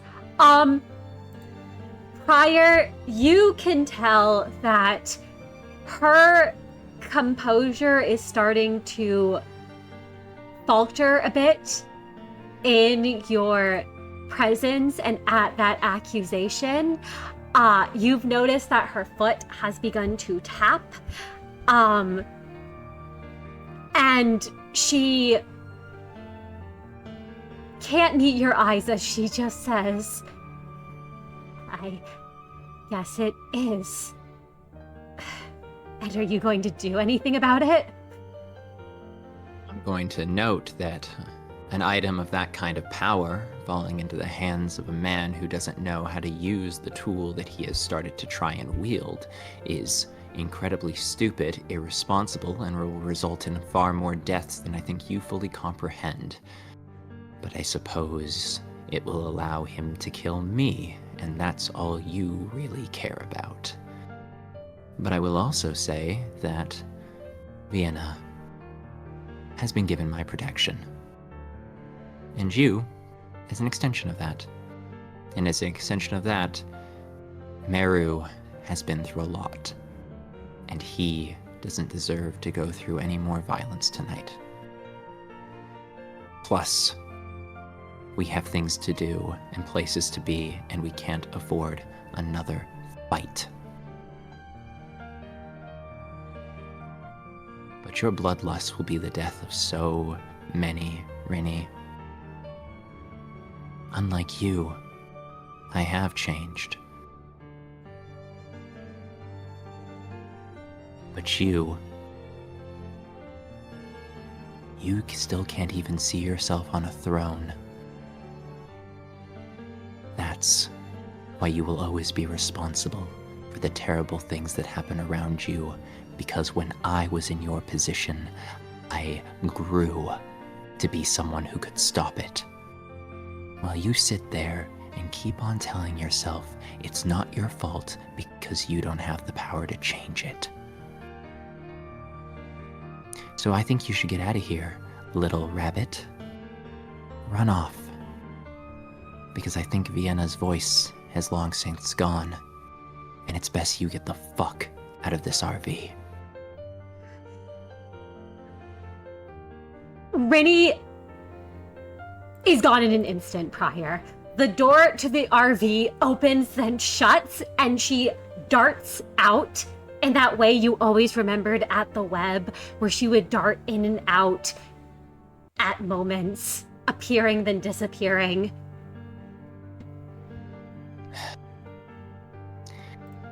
We were played for fools, Kai. She and Vienna. They had the golden bow the whole time.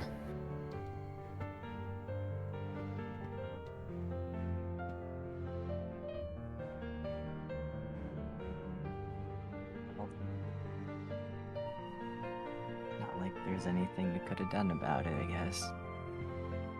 I was stupid for letting her in here. I'd hoped she'd been different from the first time we met, that she had grown past that desire to kill me after she saw what it did to everyone around. Some people never change. She'll keep trying to kill me every time we meet. Now it'll get harder and harder to be merciful. But I'm gonna keep trying, Kai, because I know it's the right thing to do. Now, I can't treat her with any more kindness, because if I do, I just might let her kill me. And I don't think I can afford that. Not when you guys still need me.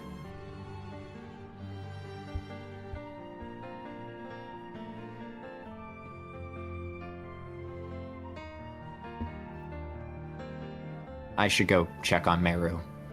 He's probably torn up if Vienna left him. Yeah. Yeah, good luck. To you as well, Kai.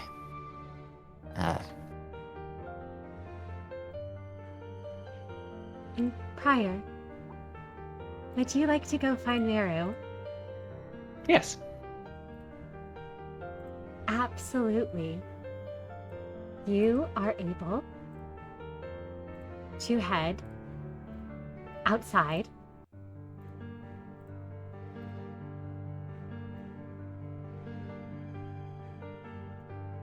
Where you find him.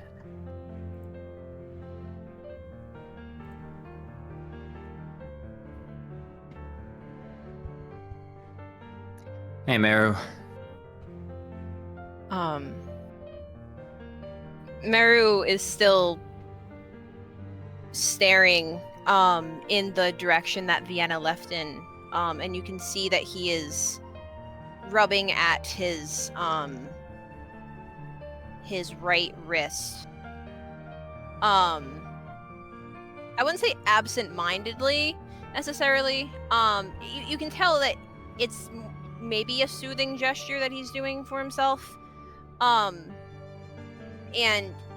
But it's almost like at first he doesn't even hear you call his name because he's just intensely staring into the distance. Prior will come and sit beside Merru. He'll take Life for a Daredevil off his back and begin habitually cleaning it, as he often does, giving Merru a moment to kind of adjust to his presence. He knows that Meru's prosthetics always light up a little bit whenever there's movement near him, so he just kind of waits for them to die back down. Yeah, no, they do eventually. And after some time,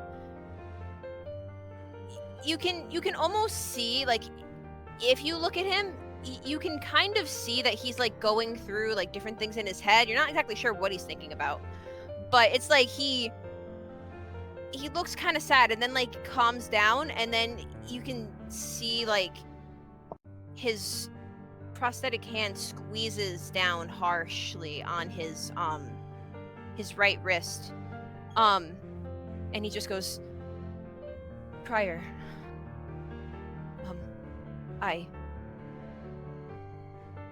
How you doing?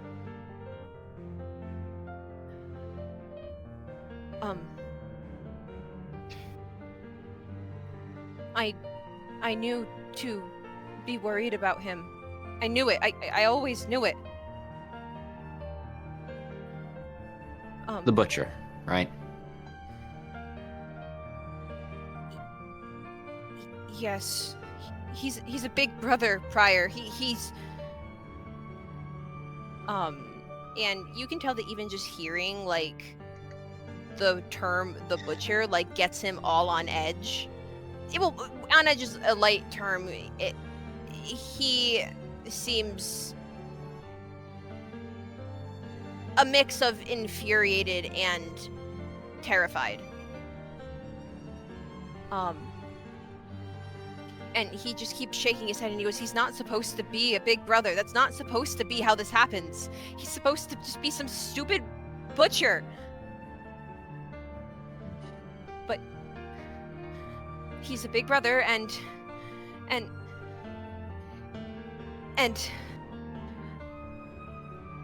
Merru will turn to Prior and he'll be like, you don't understand, Prior. What Zach, what he did, I can't, he can't be a big brother. That's not how it's supposed to work. I can't even eat like a normal person, Prior. You know, before I came to L Corp, all I did was I ate raw meat. I got to that point. That was my diet. He used to make it some big game for himself.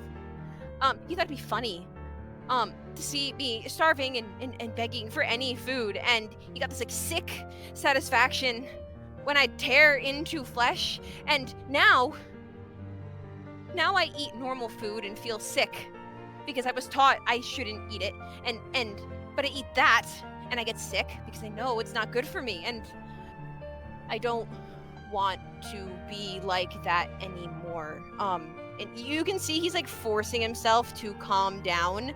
And he goes, you've seen me. I'm trying to get better. I've been trying so damn hard to do things right, but I can't.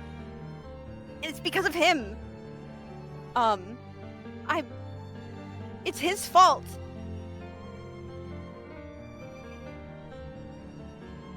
Prior slides slightly closer to Merru. And as he does, he puts a gentle hand on Meru's shoulder.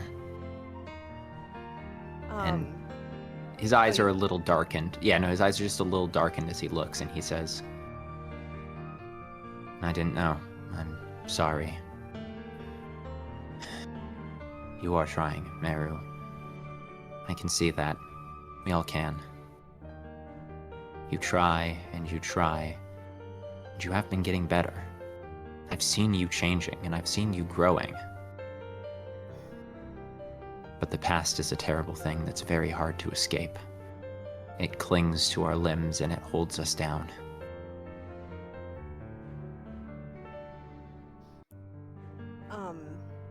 I think Merru, he leaned forward where he was sitting, and how do I word this? You can kind of see him like pull at his hair like just a little bit in frustration before he lets go, and when he looks at Prior again, he doesn't seem as frantically frustrated and angry and upset after listening to Prior's words, but there's like this look in his eye when he says, I want him dead, Prior. I want him dead.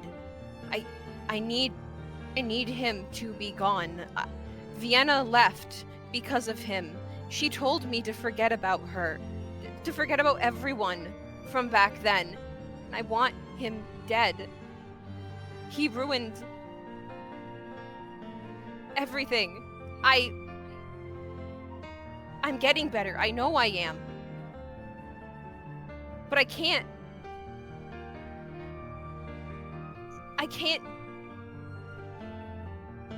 do anything else until he's gone. I want him gone. Out of...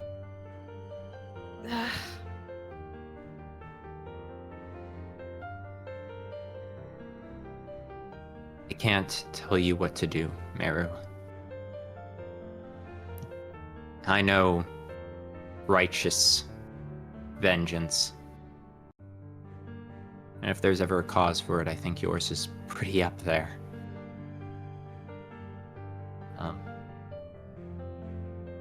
Can I caution you on 2 things, Merru?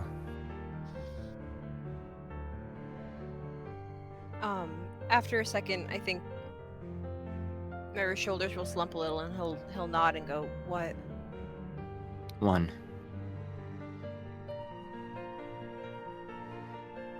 Zachary, if he truly is a big brother now, which I have every reason to believe is true, it won't be like Berg. There will be consequences.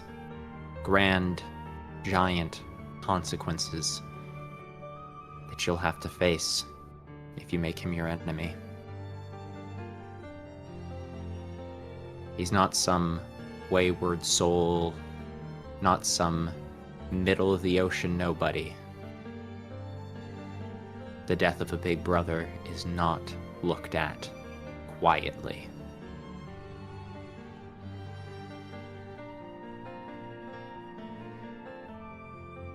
Yeah. No,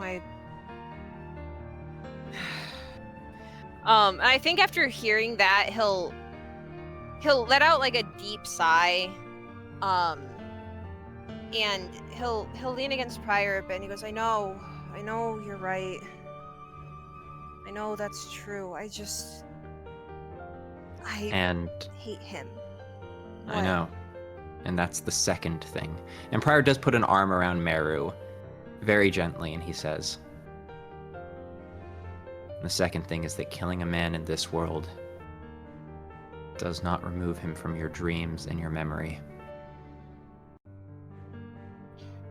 You will hate Zachary until the day you die, Merru. Maybe killing him will make things better, but it won't change the past. So if you're going to do something, make sure it's not because of what's already happened, but what you can still change. Because some things are set in stone, and nothing we do will change what's already happened.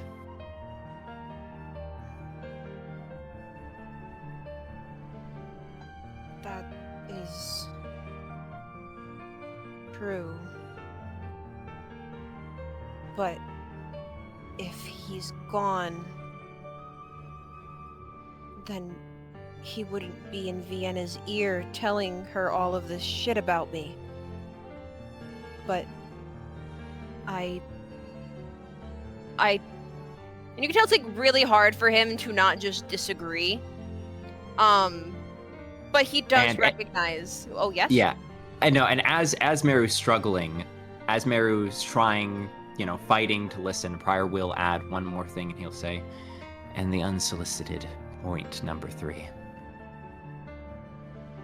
I'm on your team, Merru. If we work together, I'm sure there's some answer to this puzzle. Just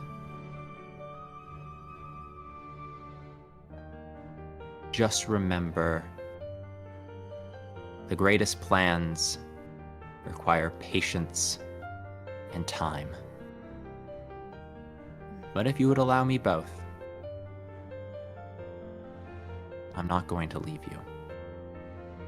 I want to get into the web as much as you want to get Zachary out of it.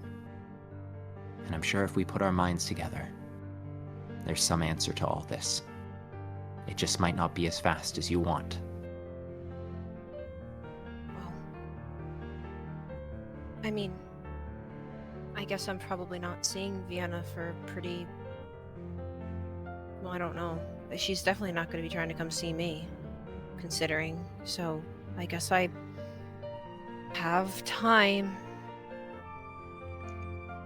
At least until we reach the web.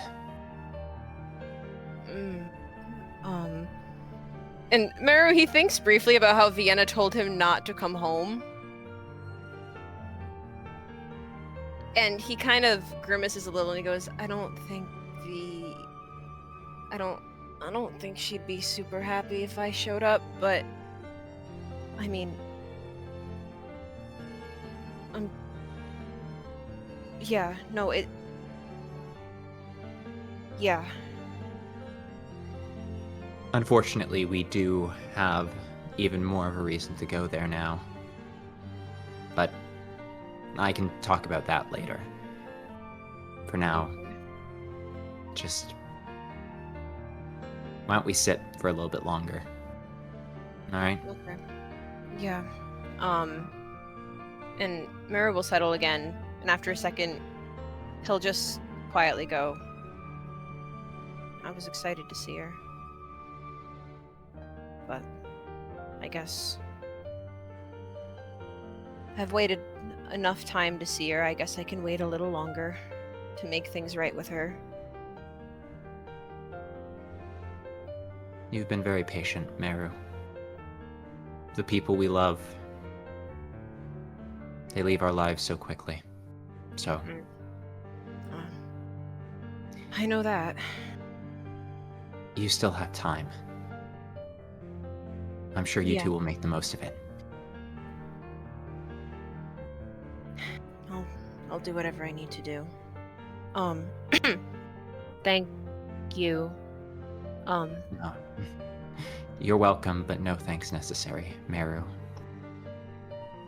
I'm always happy to help you out. We've been through enough together. Yeah, that's for sure. I think after that, Merru will... he'll kind of go quiet. A lot calmer now.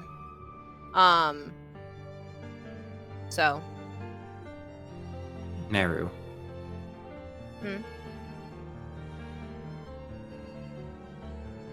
I can always count on you to keep me on the straight and narrow, can't I? I mean, I always do my best. I don't like when you get ahead of yourself. Good. Just checking. Right.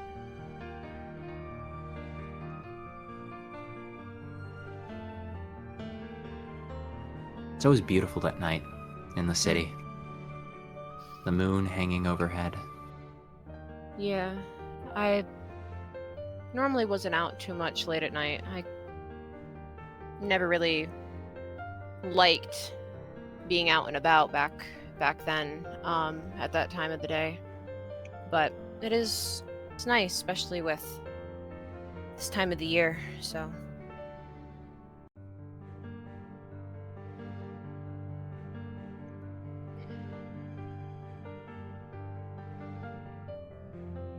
Prior will let the conversation fall into a comfortable silence. And he just keeps Merru company. Yeah, it's not like he needs to sleep anytime soon.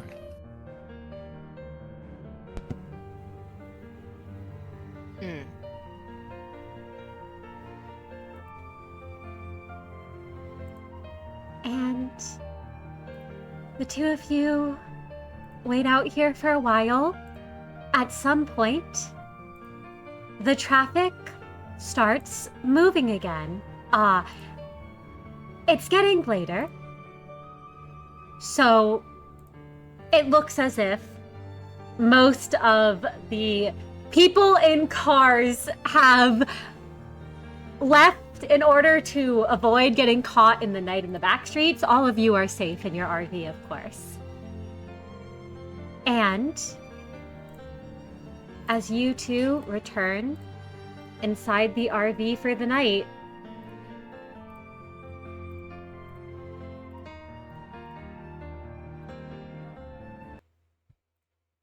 the night passes, and as morning comes, traffic is finally moving again. The road is cleared. You're able to all get the RV started. Miix, I imagine, has left her room to take up the wheel again. And as you are all driving and headed out on the road again, you all do notice outside. I just put on a fun little redeem as a little farewell. Los Mariachis and Echo are still outside on the side of the road where it looks like they waited out the night. And inside the RV, Pascal does a couple flips above you all. Are they throwing on it? Holy shit. Yeah, as you all go past Los Mariachis, you can hear coins hitting the side of the RV and see money floating in the air as they just begin tossing the on and sharing, and you see them shake the maracas. They probably recognized Miix in the driver's seat, you all imagine? Wait, can we like have a Can we have like a window open so the money can fly in, please? Yeah, would you like to open the window to catch the on? Yes. Because why are they gonna throw? It's gonna end up on the ground. It is. It is. Would you like to open the window up? Yes. Listen, even in desperate times, we gotta make money. Absolutely. You open up the window. You know what? You can all give me a roll to see how much of the money you catch. Oh my god, wait. What's the roll? Wait, all of us? Yes, you can all give me a reflex athletics roll. Or Or what I'm doing. an intuition athletics. Okay. 76, that's crit for Prior. That's I have funny. more sanity. I have more sanity. Wait, no, that's not enough. I'm gonna willpower the last one because I can. Yup. You know what? That's good enough. Oh my gosh. All right, that is 5 successes Kai, 4 successes Merru, and an 8 success crit for Prior. You are able, I'll total up, because there are so many redeems. I'll total this up after the stream, how much each of you have. You can all heal a point of sanity as the light washes over you. But Kai, 5 successes, Merru, 4 successes, Prior, 8 success crit. I'm gonna say with the crit, you manage to collect all the money. None of the money gets out. Kai and Merru are grabbing most of it, and Prior, if you'd like to describe as you come in with that crit, or if you all want to describe what it looks like as you're catching the money. Prior's going to take a slightly different strategy, so I'll let the other two describe it first. Absolutely. With 5 successes? Okay, yeah. Kai is catching large swaths of on that is being thrown out of the window, in a claw, pulling it in, you know, like a shovel kind of technique. I think he's, yeah, that's what he's going for. Absolutely. Merru, he's trying different things to catch the on, and finds that like he's doing okay at it. But I don't know what Prior's doing, but whatever he's doing is probably better than whatever Merru's doing. So if Prior's got some great idea, Merru will let him do it. Yeah, Prior opens the back door of the RV, and within seconds he's dragged something out from underneath his bed. He hooks a few wires and says, I was working on something magnetic to potentially stop any kinetic attacks against the RV, but it just wasn't strong enough. That being said... You got magnets? And Prior is going to hit a switch, and there's like a loud thrumming sound. Several pieces of silverware from the kitchen go flying because the reverse end of the magnet is accidentally pointing into the room.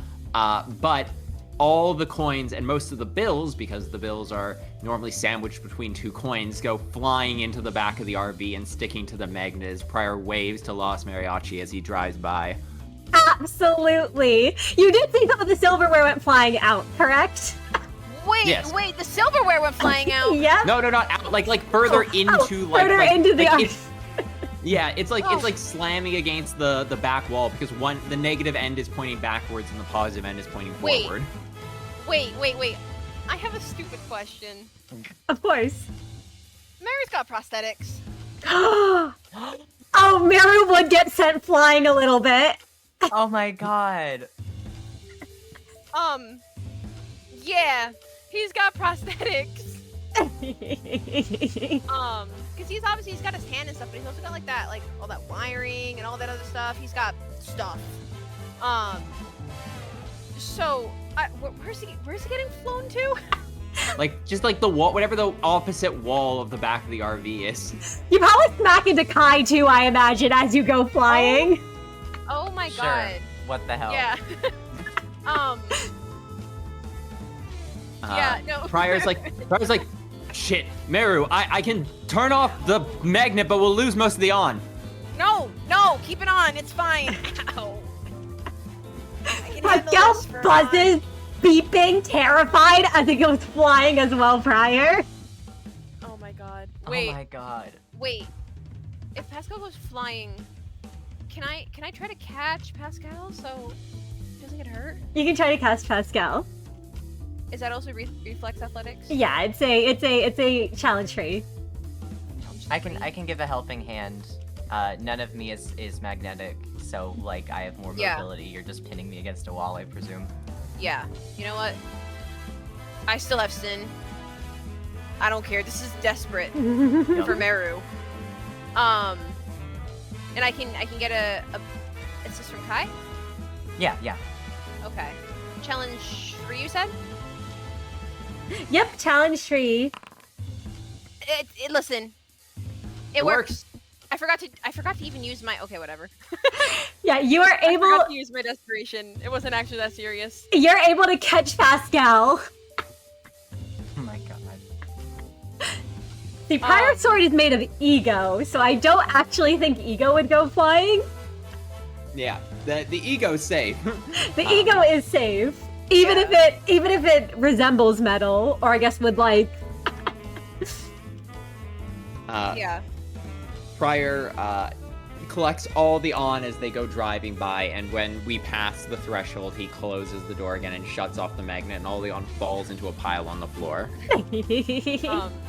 Merru will like shit that hurt.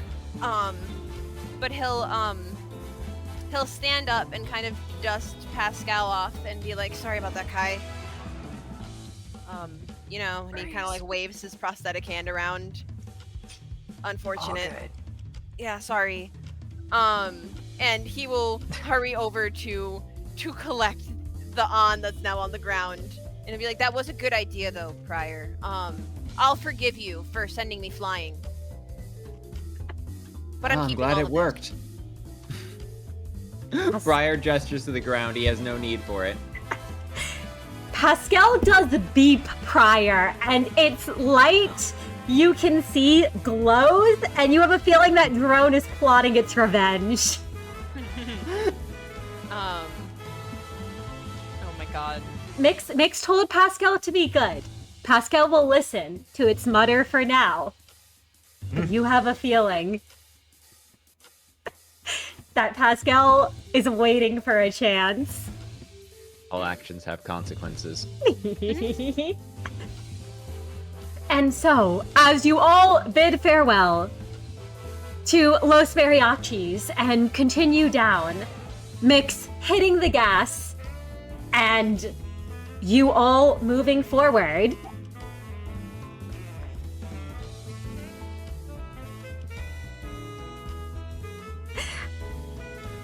you all know that time is running short. You all know that Captain Lev has yet to respond. You're not sure the shape he and the EuroDVA are in, but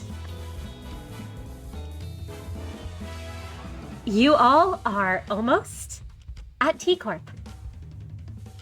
And as we're passing over the border, I think this is a great place to draw a close to our session. Thank you all for coming. I hope you're all excited for what is in store. Also, just so all of you know, that was 50. Pryor was so lovely as to total up for me. That was 51 redeems, 51,000 on, the equivalent of $34.75 in USD for anyone from America. Yes! Merru, Like lunch. that's for free. $35 for free. For free. But $35 is $35. Listen, you can make good with that. Merru is happy. Yeah, no, grocery wise, I believe. Yeah, You're so right. yeah. Yeah.